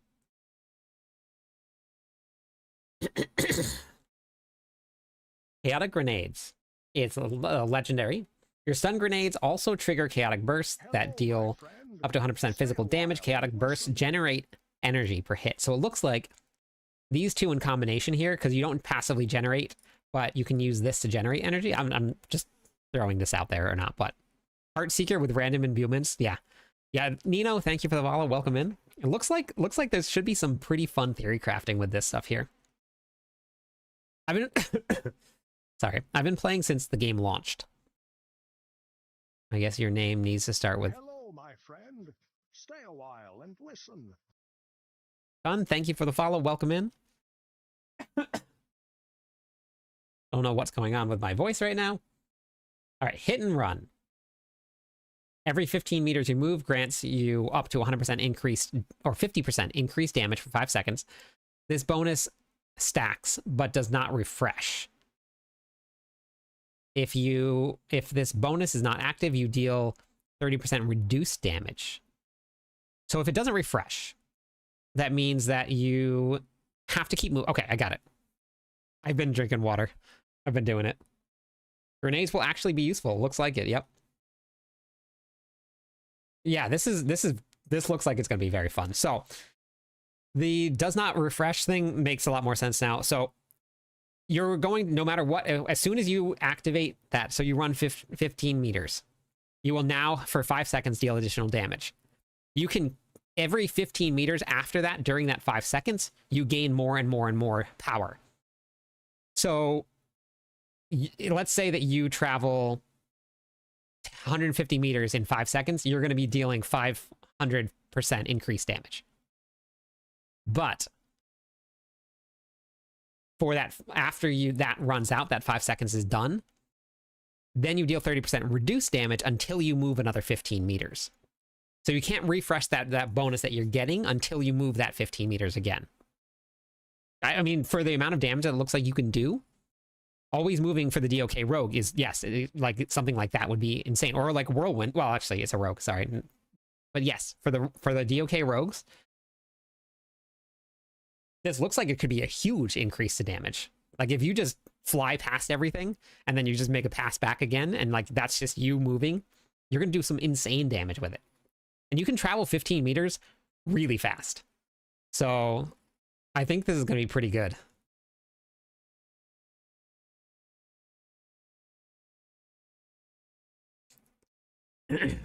All right, here we go. Sorks here. Explosive combination. This is your magic one. Casting a basic skill increases the damage of your next core skill by up to 50%, stacking up to 3 times. So 150% for your next one here. Advanced techniques is going to be your rare. Your base core skill ranks increase their mana cost or cooldown by 10%, and further increases their damage by up to 20x. Thank you for the follow. Welcome into the stream. 2 more followers on Twitch. We'll give away some points to everybody. So your basic core skills, your base core skill ranks are going to increase the mana cost or cooldown by 10%, and it's going to increase their damage.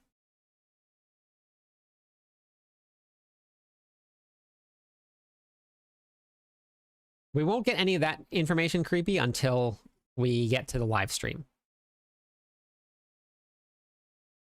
Yeah, Octavius, it looks like it's going to be good. There is no build that cannot destroy all content. Play what you love. Yeah, play what you love.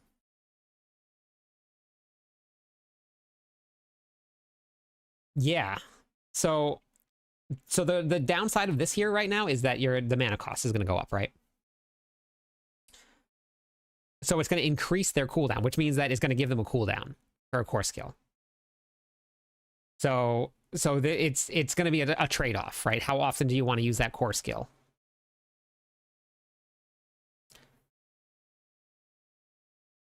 There is no new mythic.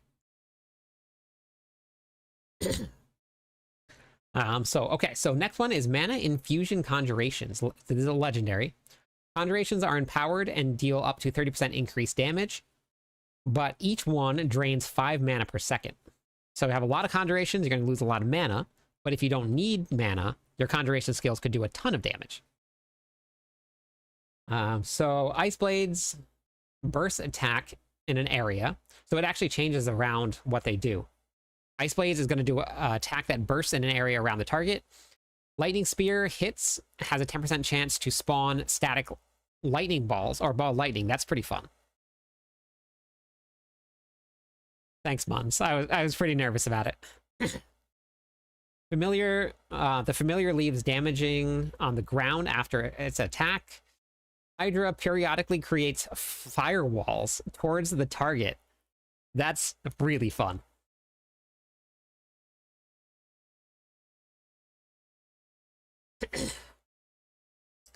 All right, so Mana Shield. You have a 99% reduced maximum life, but any damage you take is dealt to your mana before life. If you have not taken any damage in the last 4 seconds, your mana regeneration is increased by 5,000%.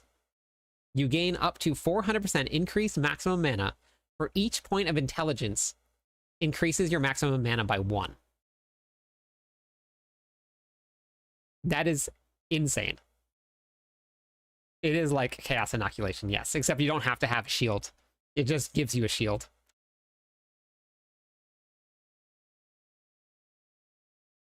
This is pretty crazy.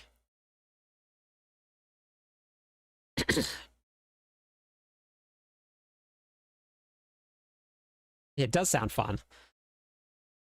It does sound fun.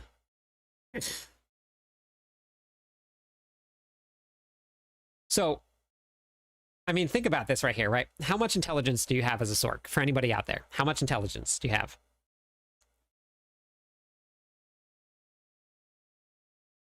What are we looking at for intelligence here?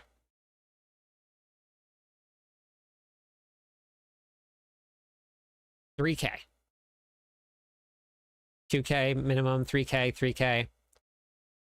3,500 within. Okay, so next question. How much life do you have on a Sork right now? What's your maximum life right now?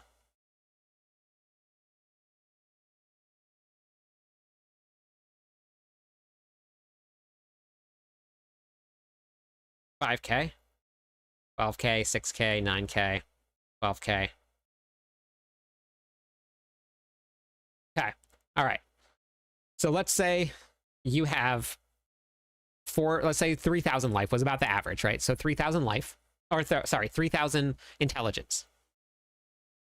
Then you're going to take that 3,000 intelligence. This is what I'm thinking is happening here.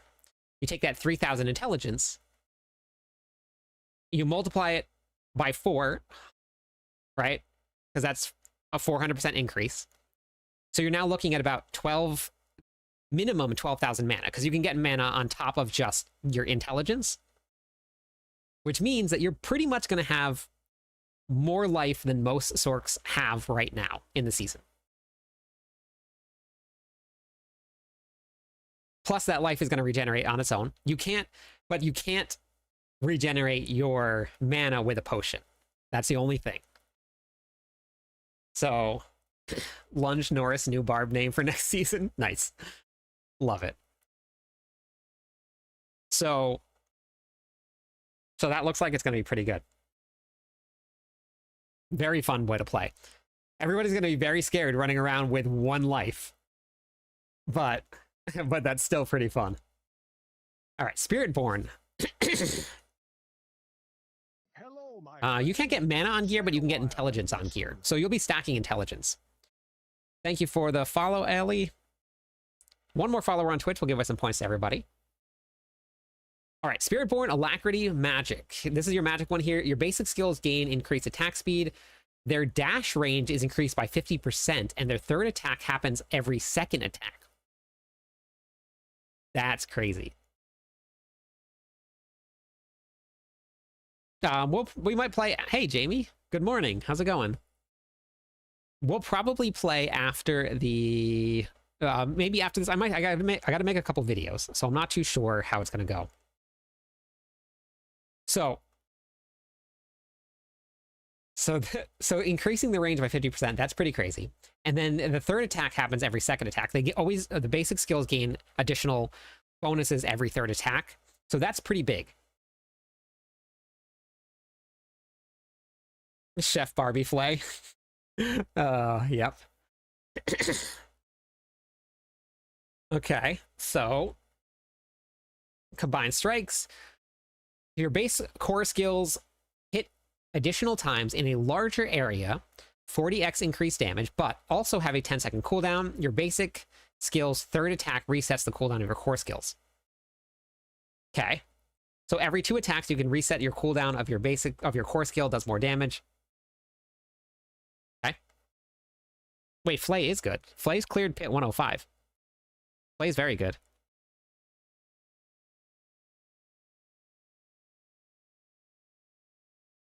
And it looks like it's going to get even better this season here. Yeah. Flay's hitting real hard. Hundreds of trillions, or hundreds of billions of damage from Rupture. Probably up into the trillions. Rupture's doing trillions of damage. All right, so back off. When casting a skill, deal 30% reduced damage to enemies who are close to you. When you cast... Wait, hold on. Casting a skill, it deals 30% reduced damage to enemies who are close to you when you cast, and 100% increased damage to all other enemies? Wait, that wording's weird. Who are close to you when you cast, and up to 200% increased damage to all other enemies. So that means enemies away? These are all of the changes for the public test realm that's coming up. Yeah, but this is... reduce damage to enemies who are close to you, and when you cast, 200% increased damage to all other enemies. Enemies that are not close to you?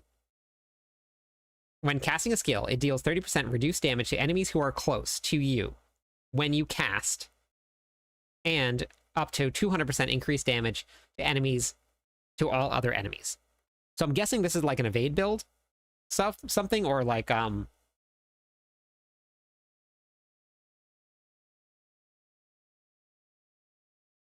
yeah. PTR starts on the 19th.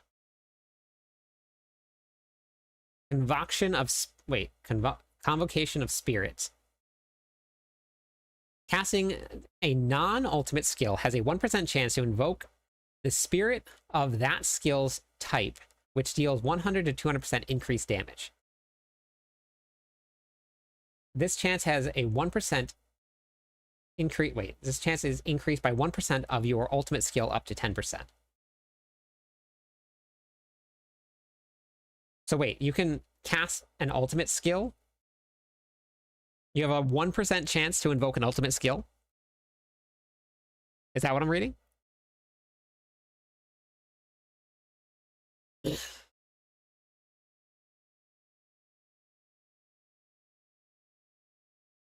It feels like Ancients for Spiritborn, yeah.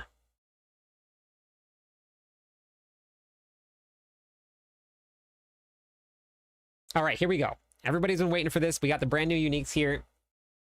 We're going to start with the Barbarian. This is a new unique one-handed weapon. You're going to get increased damage, strength, physical damage, core skill ranks, and ranks to Warpath. So it looks like we're building into overpower this season. Warpath gives you increased damage after you overpower. You're going to gain 3 to 5% increased damage for each damaging skill you have equipped, and an additional 10% increased damage for 15 seconds when each of those skills is used. Very interesting. Start from the beginning? Okay, you got it, MD. Just for you. Drink all my water.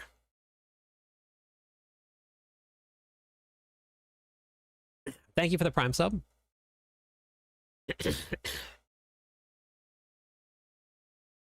Okay. So, are we looking at like a walking arsenal build? There was the one where basic skills, you cast one basic skill, it uses the other basic skill on your bar. So are we looking at a walking arsenal build with 1, 2, 3 basic skills? But this increases core skills. So maybe a double, I think that's it. 2 basic skills you cast once, and then you cast core skill. So let's say Hoda, you put Lunging Strike on, and then Frenzy for the buffs to attack speed.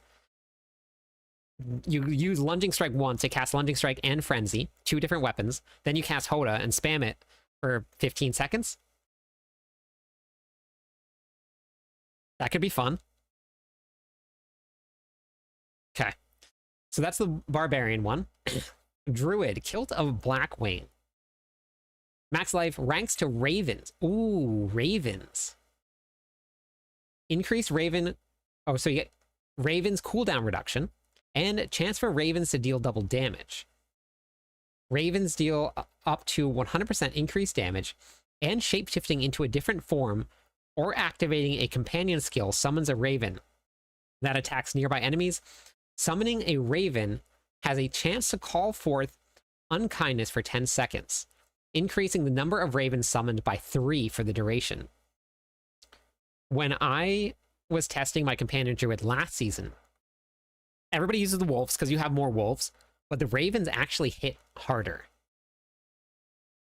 So the Ravens were the hardest hitting companion that you had. I don't know what was doing it, but they were hitting very hard. It might just be the base damage. So Ravens might be a new thing. This is pretty cool. That one button build was amazing. Necromancer, Gospel of the Devotee. Intelligence, max life, basic attack speed. And then chance for basic skills to deal double damage. That's cool. You get attack speed and double damage on. Unique power is going to be your basic skills are empowered. Damaging an enemy with a basic skill causes them to take 10% up to 30% increased damage from your other basic skills for 10 seconds. So Reap is going to attack 10% faster. Decompose now spawns a corpse every 0.5 seconds. Hemorrhage triggers an additional burst on the initial target, and then Bone Splinter pierces through enemies. Interesting. So we're looking at a couple different things here. Looks like you're going to be using multiple basic skills in order to get this to work. We'll have to see where that fits into the powers. Or, sorry, not powers. They are perks. The Rogue, this one right here. So this is why I think that they had made a mistake in what they were saying. The Orphan Maker. What a name. Who comes up with these names? The Orphan Maker. Let's go make some orphans in Diablo 4.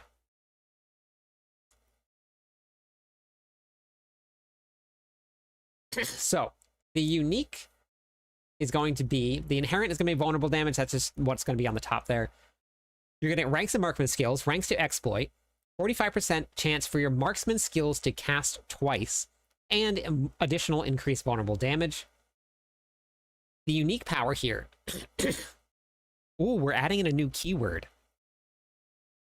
Basic and core skills that use this weapon now reload.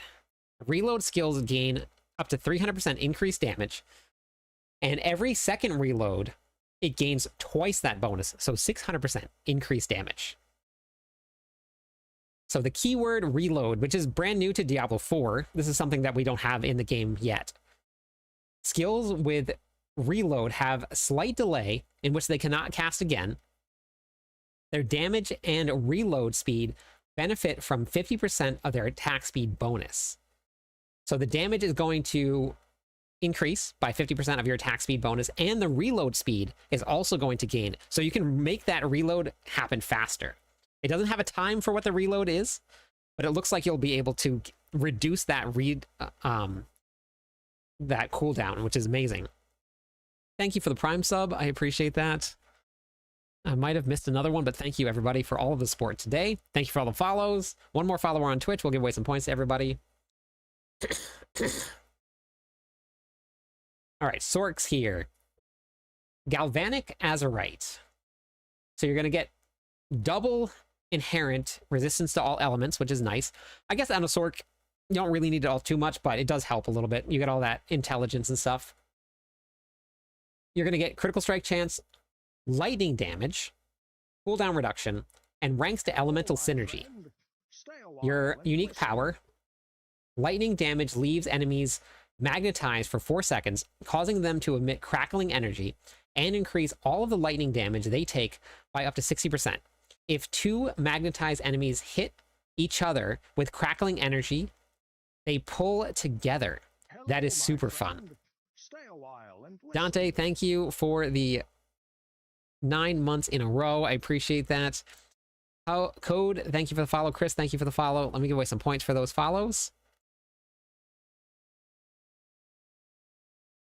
So it looks like you don't actually, with this here, you wouldn't even need a pull. That's very fun.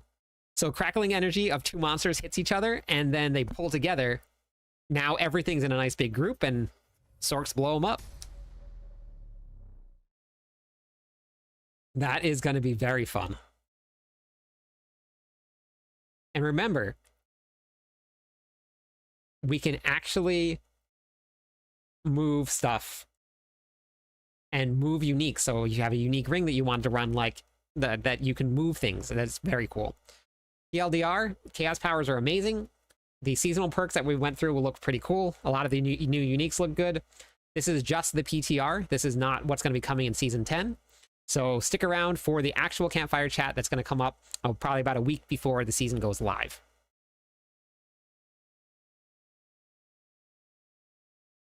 The Immortal Goblin, of course. They said no, it's immortal. For the Spirit Born here, Hesha of Kasungi, Hesha E. Kasungi, I'm not sure if I pronounced that right. You're going to gain attack speed, vulnerable damage, ultimate cooldown reduction, and ranks to gorilla skills. That's fun. The Protector can be invoked at range and pulls inwards with its smash. Enemies in its area take up to 50% increased damage from your gorilla skills, double while they are knocked down or a boss. Interesting. So you can now cast this at range, pulls a whole bunch of monsters in. There is no cow level.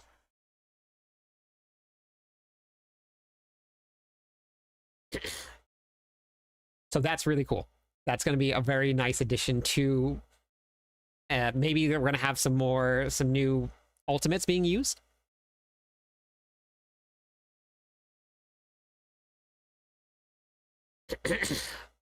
Hey, Helene, how's it going?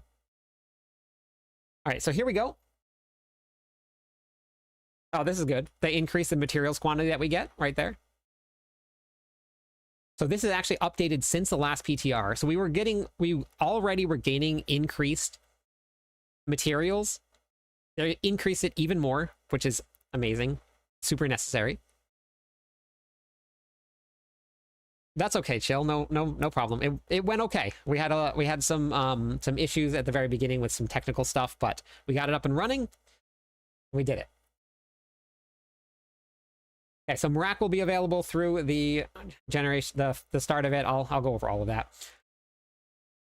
Ah, amazing. Look at this. This was a great change. Generic uniques are always ancestral. Thank goodness.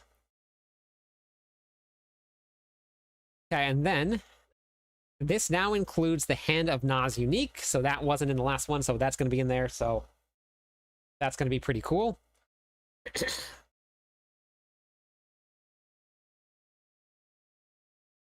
Set Paragon level to 200. So I wonder if you can actually pull it back. That would actually be kind of cool, because a lot of like if you just go to 300 right away, it doesn't really leave you for a lot of testing. This right here is a pretty cool change. All right. So that's what we got right now. That's all of the blog post. That's the let's see here. It should be linked at the top of all of the chats. This is the PTR notes here. Not sure if they dropped anything else.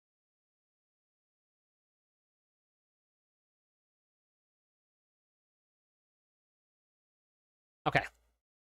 Looks like that's probably it for now. I think Adam would have updated it. So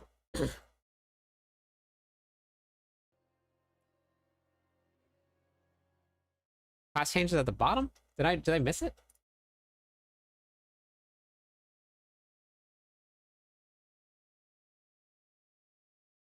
Oh, okay. Sorry. Yep. Class changes. Class changes are here. Sorry. Thank you so much.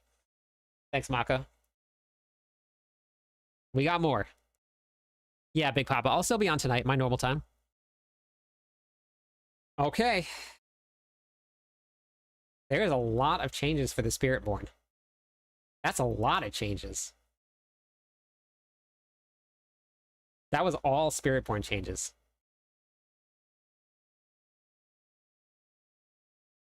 They're revamping the whole class. So we just went over the new unique already, so we'll skip that.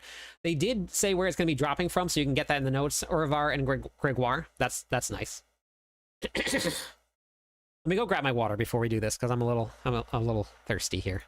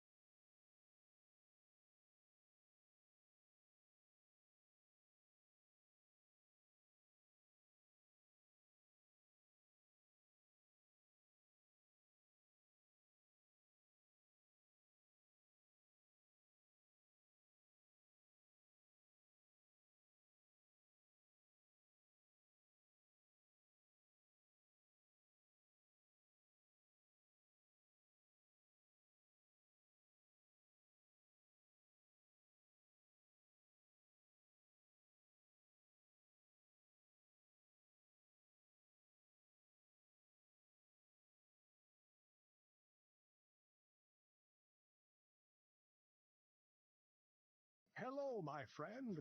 Stay a while and listen.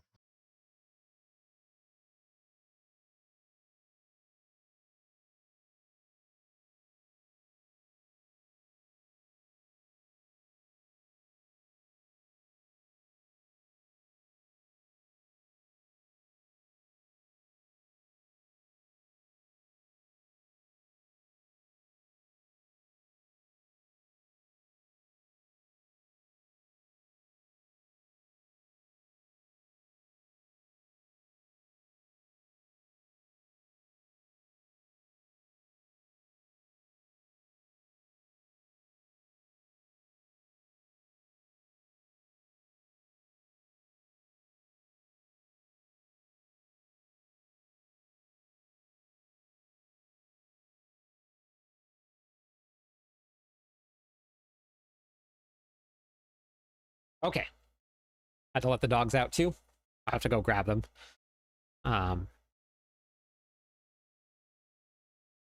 In just a couple minutes.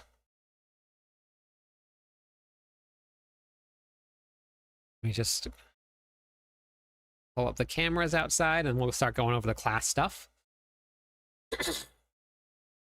Yep, so it is BattleNet PC only for the public test realm.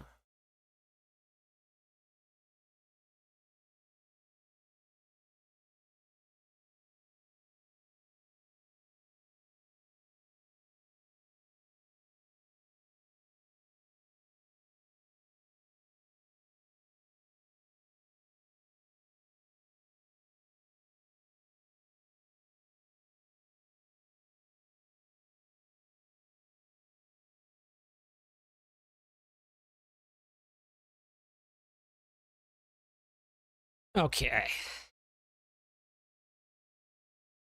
Yeah, season 10, this is for the public test realm here.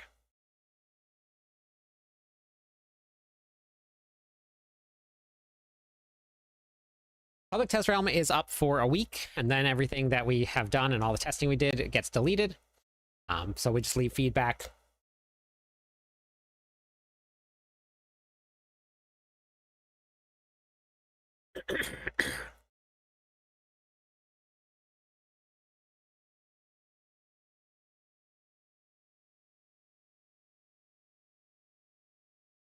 Thank you, Tom. I was okay until everything started going wrong. Then I was a little nervous, but I tried my best to keep it okay. Let me just go let Bagel back inside.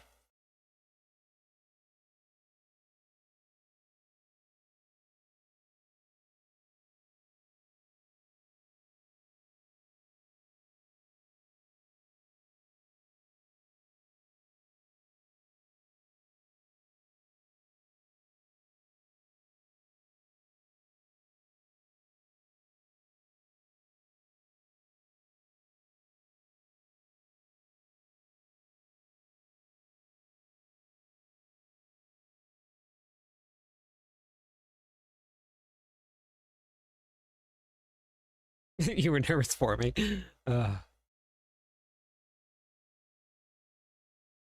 Because all of the platforms require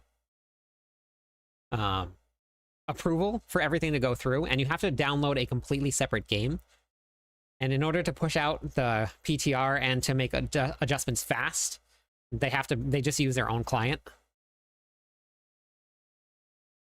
Thanks, Muns.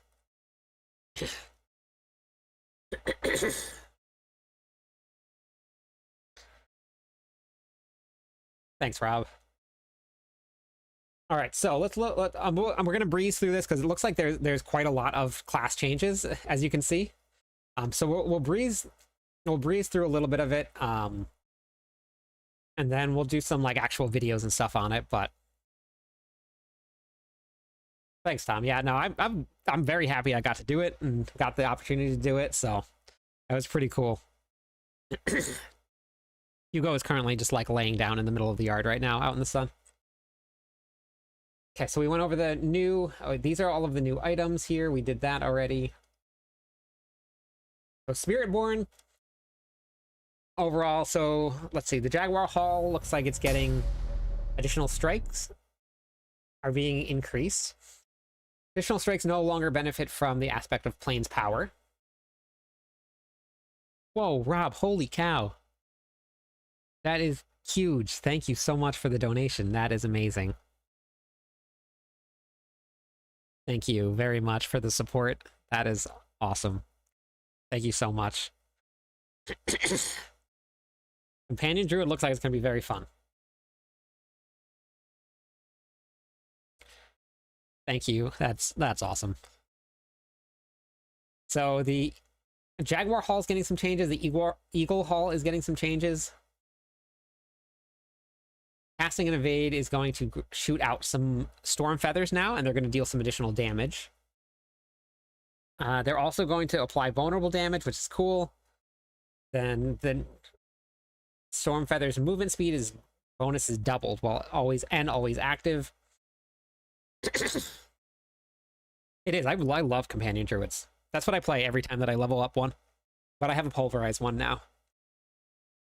So with the Eagle Hall, the secondary Eagle Hall Now, every other cast is guaranteed a critical strike, and you're going to grant you 20% increased vulnerable damage for 5 seconds.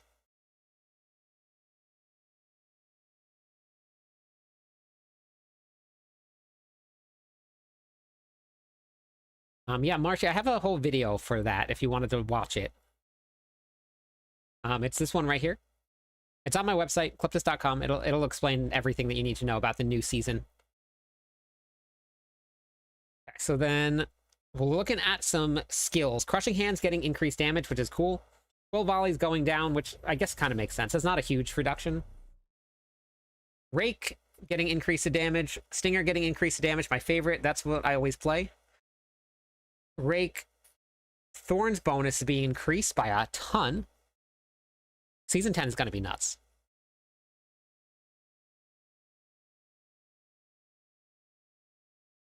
I know, Big Papa, it was. That's okay. I knew it was going to be like that. I'm very excited about this. So, Harmonious Protector is being changed. Protector strikes deal increased damage to all enemies in the area, and they deal reduced damage, which is nice. Exalted Protector. Protector's area now persists with additional slows enemies with missiles. While it's nearby, you are unstoppable and deals increased damage. Well, that's fun. The Hunter here. The initial bonus will execute injured non-boss enemies. After the Hunter pounces, your first hits have a 10% chance to execute non-boss enemies for 8 seconds. I'm gonna have to see how, or we'll have to see how that works. So the Seeker got some increased damage. Rank bonus. Have a chance to refund charges, and that's going to be doubled. The Devourer got a healing increase bonus, but the maximum damage bonus. This is my favorite of all of the ultimates for the Spiritborn. I love the Devourer. It just looks so cool, and it got a huge increase of damage, so that's fun.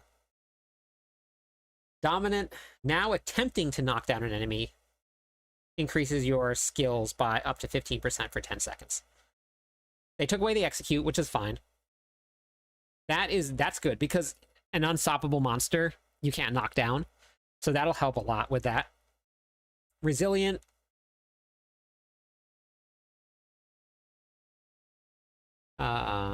Is going to get a little, maybe a little nerf, but in a pure gorilla build, it actually looks like it's going to give you back quite a bit. Noxious Resonance got damage increase, but an area of effect reduced. So it looks like some big buffs, honestly, all around to a lot of the Spiritborn builds that are out there right now.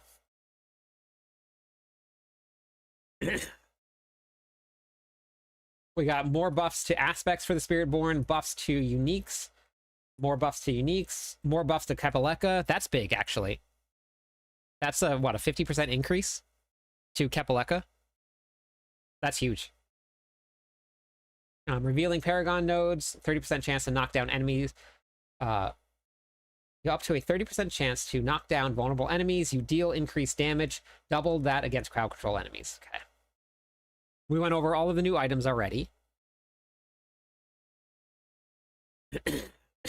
All right. Barbarians. This is the bread and butter right here. One class to rule them all. Two-handed sword expertise. Do they remove the requirement to kill an enemy to get the 30x increased bleed damage? Okay. We'll have to see. It's still, because it's two hands, but you lose Ramalodnes. I don't know if that's really going to make a difference. I still don't think we'll use it. But we'll see. Kick. I love kick. And the fact that they're increasing the range, you can kick 3 meters away is hilarious. That's very funny. Kick reduces the cooldown of mobility skills. Lunging strike with the new ability. Very interesting. So the requirements to be 60% health or lower for unconstrained is being removed. So now it's below 80% life. A little bit more. Yeah, lunge, kick, lunge, kick. It's like you kick the enemies away and then you lunge right to them, kick the enemies away, lunge right to them. Unbridled Rage got a very small buff. About a little bit more than 10% increased damage. What? So I said Walking Arsenal. I said Walking Arsenal. They're changing it. The previous used to be casting a skill with two-handed bludgeoning weapon, two-handed slashing, or dual-wield weapons are going to grant increased damage. While all three bonuses are active, you would gain 25% increased crowd control and attack speed. Now it's going to grant 15% increased damage. While all of the bonuses are active, you're going to be unstoppable and you gain attack speed and you get 45%. That's crazy. Thank you for the Prime sub. Okay. So that's good. We might actually see this. Lunging Strike, cast Lunging Strike Frenzy, and then you cast Hoda, for example. You get that increased damage to your core skills, and you're going to activate your bonuses for your Walking Arsenal builds. Then look at this here, Battle Mad. Battle Mad is when you swap weapons 8 times. You gain up to now 60% increased damage. So now we're swapping 1, 2, 3. And then, so it looks like we're going to weapon swap builds with Overpower. Oh, Ancestral Force. Hoda's on the menu. Hoda right now is already hitting for upwards of like 60, 70 billion. This is Hoda damage. So we can use this on a two-handed weapon for 120% increased damage, which matches the damage of your Earthquake aspect. So that's big. Then you get all of the extra seasonal perks. So we're going to be hitting pretty hard with this. Oh, my favorite, Wanton Rupture.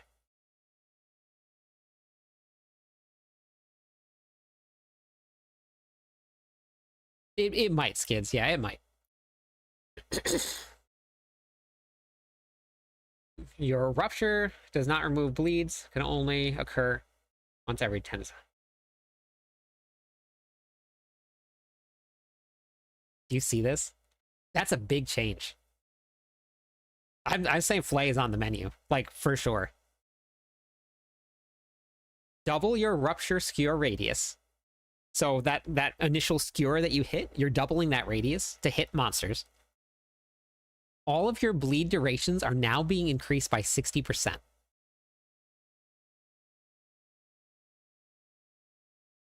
And Rupture takes all of your bleed and deals damage based on how much bleed you have in there. Yeah, that would have been amazing, Beats. That really would have been amazing. Okay. So here, they're reverting the changes that they made in Season 9. From Ariad's Bearing, the Dust Devil damage is being doubled. Dust Devils in the current season is actually very fun to play. I have a Dust Devil build that I just put together. It's clearing Torment 4 content, not bosses very well, but for the rest of it, that's what I've been farming on. Because as you run past monsters, it does Dust Devils right behind you, and then monsters follow you and just die. So it's very, very fast for farming.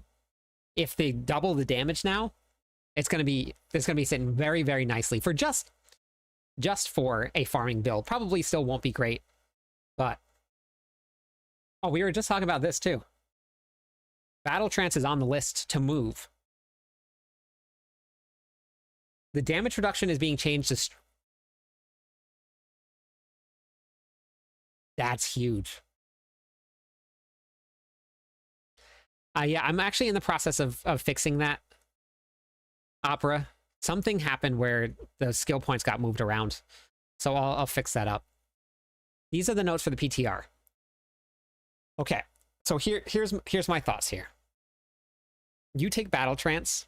They just changed the damage reduction affix for strength percentage. You can now have an amulet with strength percentage, and you can get another piece of gear with strength percentage on it.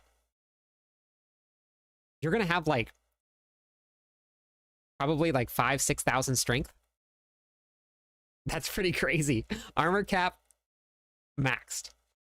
Joe Swag, there's no links enabled in the chat. That's going to be pretty insane. Not only that, but the bonus, the duelist rank, has now been changed to maximum fury. And you gain an additional ranks to frenzy. This is looking real strong. Frenzy is going to be sitting pretty too. Okay. All right. I'm happy with that. Hellhammer, they already buffed overpower.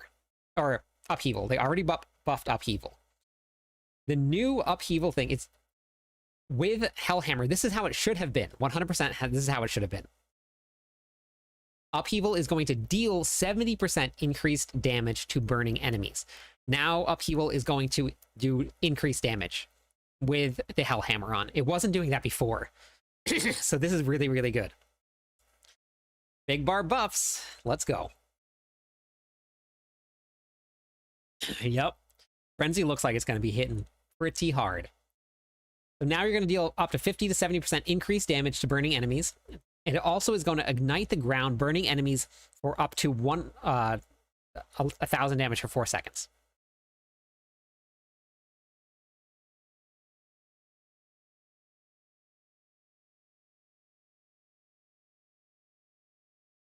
The attack speed bonus is actually really good for Upheaval. I don't know if you've ever played an Upheaval build with a lot of attack speed, but you can actually spam Upheaval very, very quickly. Almost as fast as Hoda. And it's just like you're like flinging dirt all over the place. It's pretty funny to watch.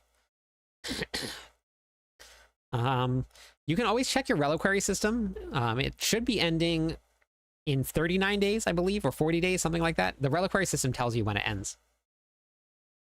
I think it's 40 or 39, one of the two. All right, so for the Barbarian, we'll finish this up here. Flawless Technique Legendary Node. Nobody uses Flawless Technique, or sometimes you use the Carnage board, but almost never. So this one here, consecutive attacks with the same weapon increase your critical strike chance. That's okay.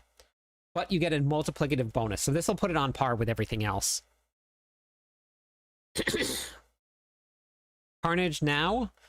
Berserking now grants 50% increased attack speed, which is normal, but you're going to gain a multiplicative increase to physical and fire damage.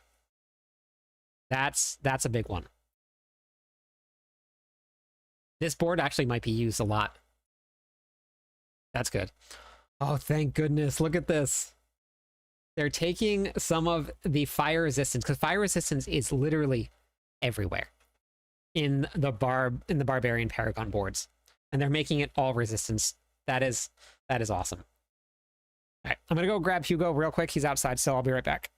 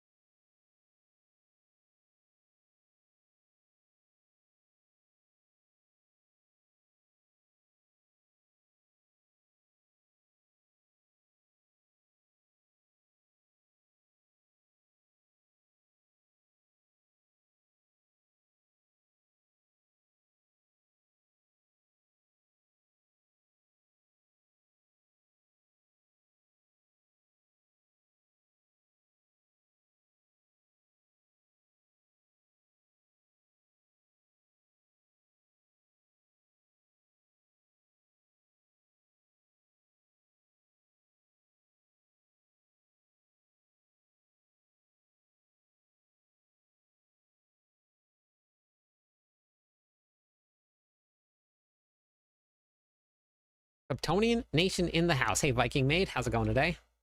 We need 3 more followers on Twitch. We can give away some points to everybody. All right.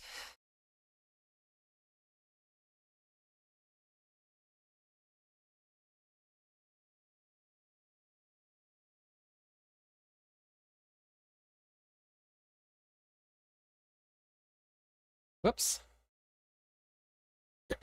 Druid, lightning storm damage is getting reduced. Shred getting increased damage. Shred got some big increased damage. Like 50% no, 100% increased damage almost. That's big. Let's go. I love Shred.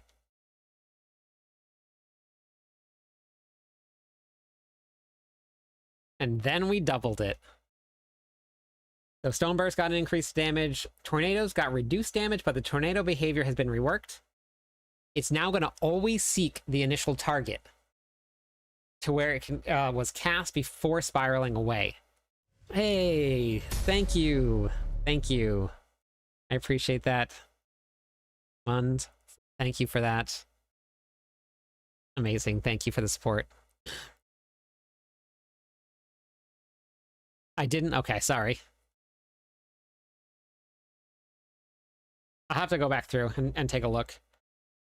I have a lot to catch up on in Discord. Enhanced Tornado. Chance to spawn Tornado has been increased. Extend the lifetime of Tornado by 2 seconds. Additionally, hitting a vulnerable enemy extends the duration further up to 3 seconds. So they reduce the damage of it, but it now is out there for a lot longer. And it slows enemies down, so the tornadoes just keep on hitting them. Oh, interesting. That's some pretty big nerfs to Grizzly Rage. The base damage has been reduced to 40%.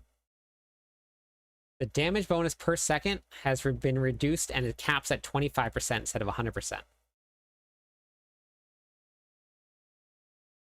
This is a nice change. But that's a big nerf.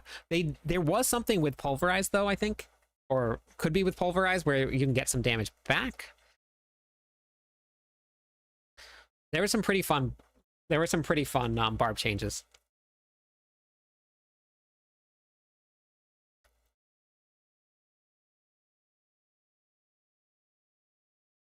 That one looks like it was hit pretty hard.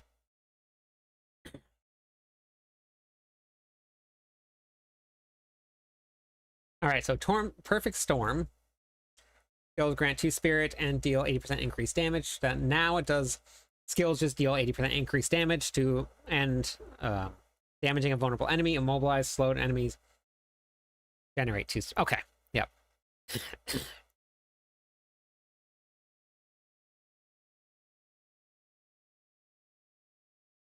Yeah, so again, nothing final. We'll get to test on the PTR and see if it was just really bad and they need to revert those changes. So that's coming.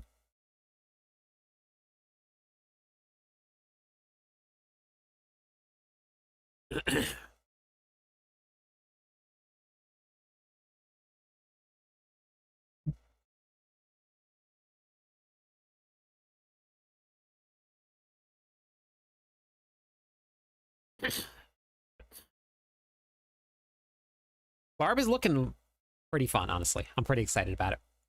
Hoda looks like it might be on the menu. Just with the combination of some of the skills, so we'll have to see how it happens. Well, we'll see.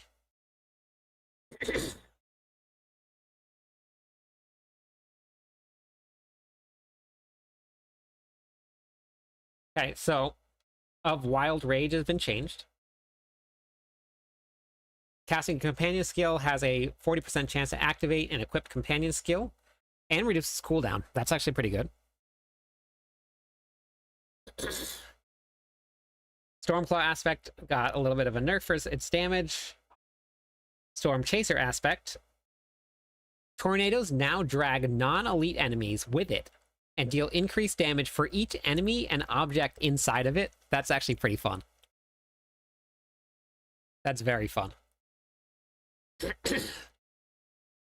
Fleshrender can now cast from auto skills. Unsung aspect, damage from critical hits. It got an increase here. Earth and Sky got an increase. So this is now just increased damage to crowd control enemies. So Tectonic got a buff. Human Node. Increased damage and damage reduction while in human form. That's good. So damage was added to that. This is the PTR notes, not season 10. PTR. Shapeshifting will cause critical strike chance, critical strike damage for 10 Stay a while and by 10%. listen. Okay. You now gain increased damage and increased potion healing for each missing potion. Interesting. That's fun. The cooldown before enemies can become vulnerable has been reduced from 20 seconds to 5%. Wow, that's great. That's a big change. Ace, thank you for the follow. 2 more followers on Twitch. We'll give out some points. It's a public test realm, so we get to test out all of the proposed changes for season 10, and then they will update that for us. Wait, you know what I just realized? I haven't seen anybody on TikTok, and I'm wondering if people have been chatting. Oh no, I see people on TikTok. Never mind. Never mind. Ignore me. It's working.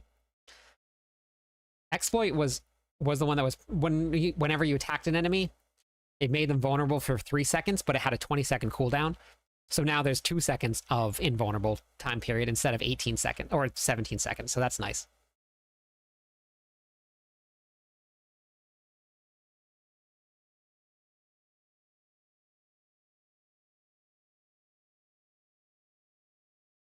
Gotcha, Muns.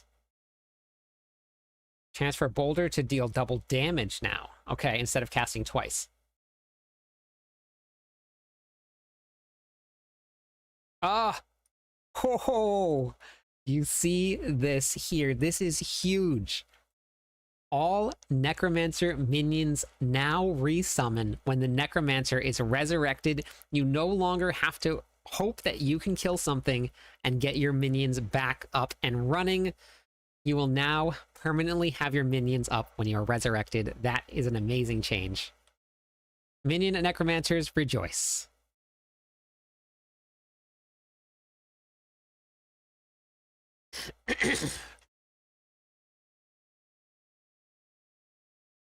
Yep. Okay, so corrupting damage from Blight got increased.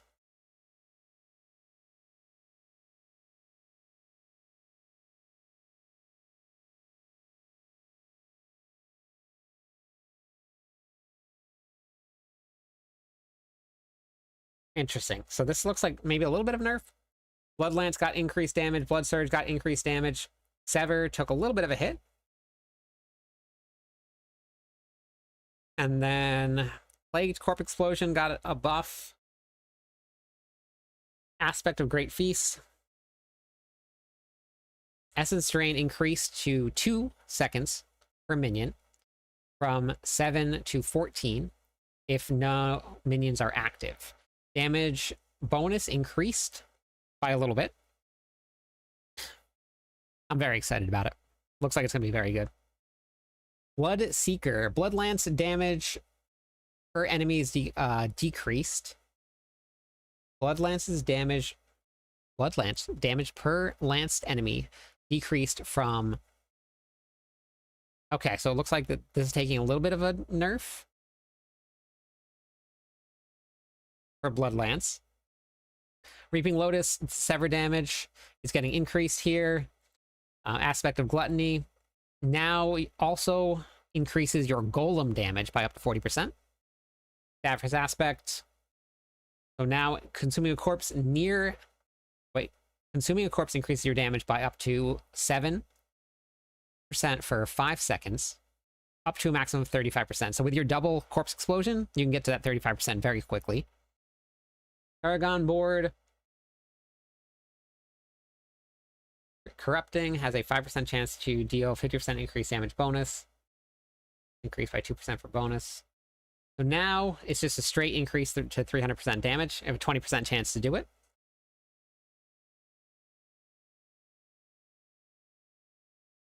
I don't know what my dogs are doing.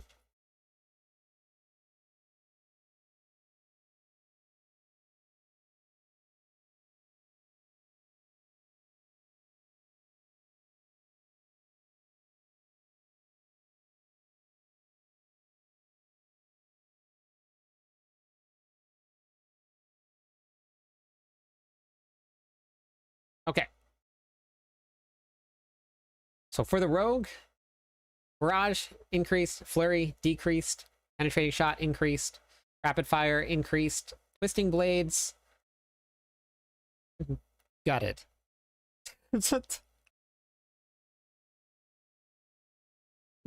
Wow. This is the patch notes for the public test realm. Twisting blades went from... Well, this is the impale damage. This is not the base damage, but that went... That got hit hard. Impale damage reduced from 70 to 30%. Return damage reduced from 112 to 70%. Enhanced Twisting Blade, the damage bonus is increased by 10%. The Death Trap pull radius is being increased by 100%, so that's cool. Oh, they're changing around the way that Dance of Knives works a little bit. Cooldown reduction when deactivating the skill while owner less charge remains. And then right here, it's actually going to prioritize champions, elites, and bosses. That should help quite a bit.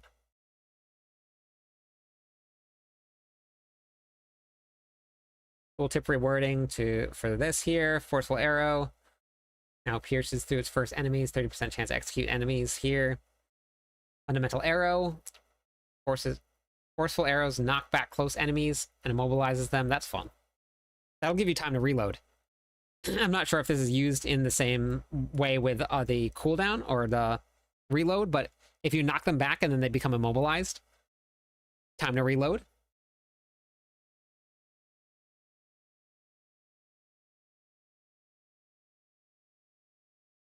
Aftermath refund is now always 35%. Okay. Blade Dancer has been increased. We did the unique items. You will no longer have vulnerable damage in Cutthroat Finesse. Sork's Lightning Spear bonus increased. Crackling Energy increased. Ball Lightning decreased. Mage's Ball Lightning now works against all bosses.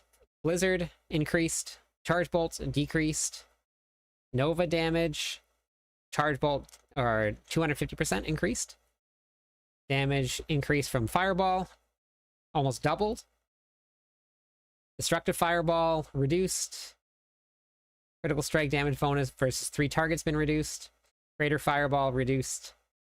Frozen Orbs increased. Explosion damage increased. Incinerate damage increased by quite a bit.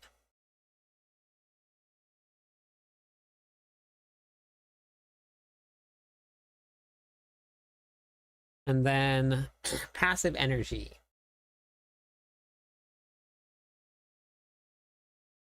We got some legendary reworks, so some passive increases here. Aspect of Charge Flash. Well, you have Crackling Energy. Charge Bolts spent will fire waves, dealing up to 140% increased Crackling Energy damage. Here's Static. The third time you hit an enemy with a single passive Charge Bolts spawns new Charge Bolts. Serpentine. Damage has been reduced. Tal Raja's damage per bonus has been reduced also. The cameo, they changed the aspect here.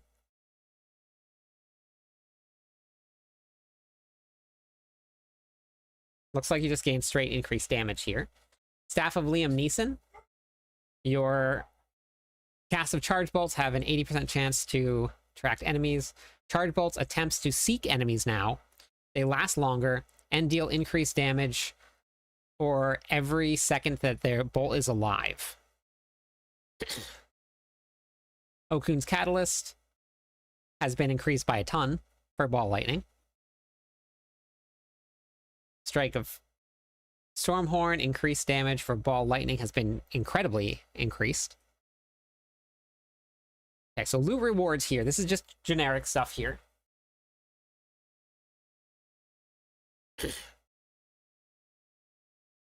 Overall chance for uniques items to drop has been increased through all difficulty levels, every single one of them. So more uniques. Whispers no longer drop Magic and rare in torment difficulty. Magic and rare items drop from side quests rewards in torment difficulty have been replaced with legendary items or better. So now we will no longer get any of the magic or the rare items in the torment difficulties from all of those other places that it was spawning. So that's a very fun change as well.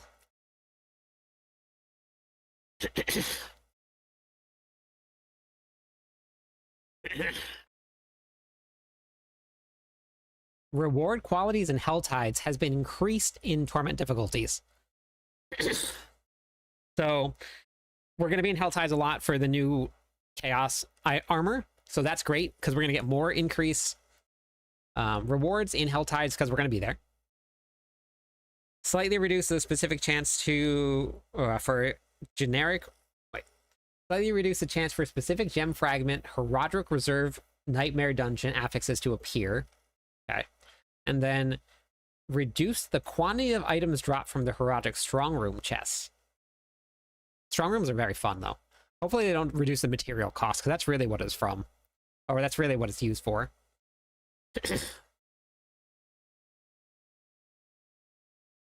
Wait. I gotta ask about this here. The material cat chests and gold chest no longer suffer diminishing returns. That's cool. But I'm so tired. This was just about the Season 10 PTR. This isn't about anything upcoming like that. That won't be till the expansion pack next year. The greater chest of materials. I think, isn't this supposed to be the greater chest of equipment? Because it was 200. It might just be the wording wrong. I'll have to ask him about it. But it's also going to award Obdicite Gold and gear. That's good. Unique items and legendary aspects that were primarily found in the Infernal Hordes have been moved to the general pool, and unique items have been added to Lair Boss's unique pool. That is a really good change as well. So now we're going to also see everything that people were hunting for this season, Crown of Lucian, the Shard of Varathiel, all getting moved to Lair Bosses specifically. So that's going to be really, really big because farming the Infernal Hordes for those specific materials sometimes could take a while. People have been farming for a lot, so I'm pretty excited about that.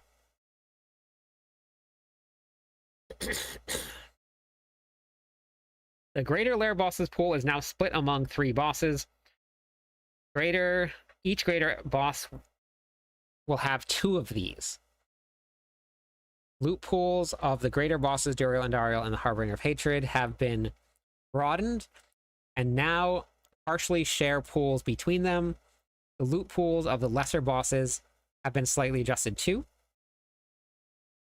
Belial's Horde no longer drop Infernal Horde compasses.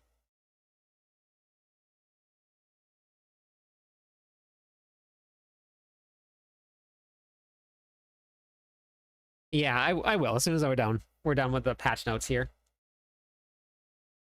Here's the new loot pool, so you guys can check this out inside of the notes.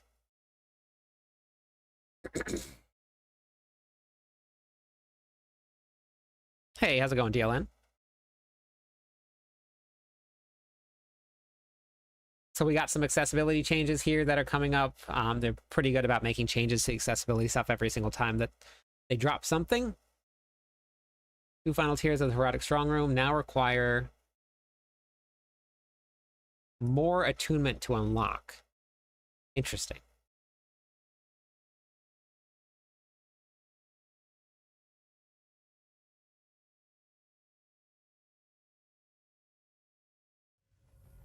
Okay.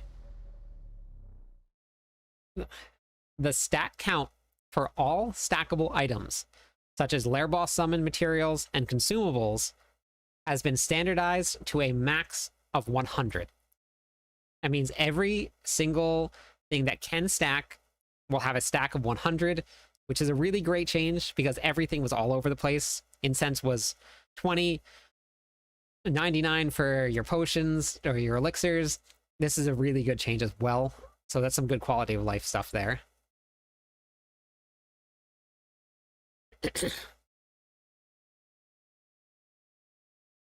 Item affixes lucky hit Restores primary resource percent has been replaced with lucky hit to restore an amount. Ouch. That's a big one. Yeah, we're gonna have to learn how to rebuild some stuff there. GLN, thank you for the follow. Hello, my One more friend. follower on Twitch. We'll give away some Stay a points to while everybody. and listen. Fix an issue where Astaroth dropped more items than intended. The unique spoils. Okay, got it. Fix an issue where the Harbinger's hospital affects wouldn't appear in the final dungeon. Gameplay, Barbarian. The ugly bastard helmet is getting fixed. Damage from unconstrained could be snapshotted. I didn't even know about that. And then Violent Hammer of the Ancients did not apply its benefits, so that's going to be some more damage or overpower for Hammer of the Ancients.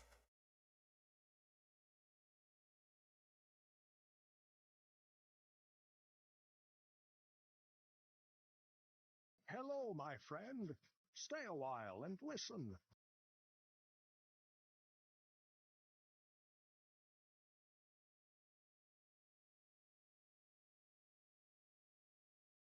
Okay. So overall, I'm pretty excited about this stuff here. Anti, thank you for the follow. Welcome in. Let me give away some points for that. Lots of really great changes. There's going to be a whole bunch of stuff that's going to be posted over the next couple days. I'm going to make sure that I get some videos out about this stuff here. Hello, my friend. Stay a while and listen. But I'm going to go raid. I need to eat some food. I gotta take care of the dogs. Hello, my friend. And I'm gonna work on Stay a some while content and and stuff, so I'll post some videos. So make sure you guys keep that out. No, Barb's got some really great buffs, actually. Nothing nerfed. Actually not a single thing for the Barbarian was nerfed at all.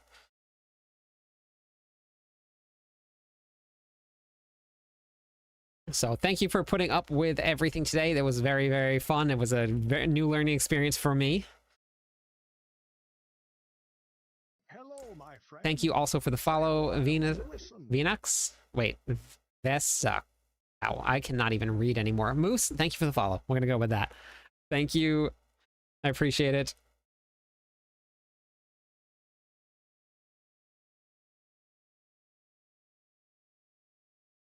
Okay.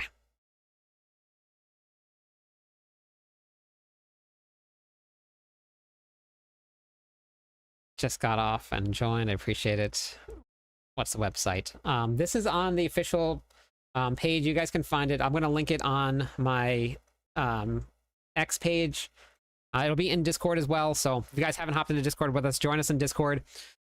All right, I'm going to go raid out. We're going to go say hi to Immortalize, and then I'm going to work on some content. We'll make some videos. Those all get posted, so keep an eye out on the YouTube page. It's all coming.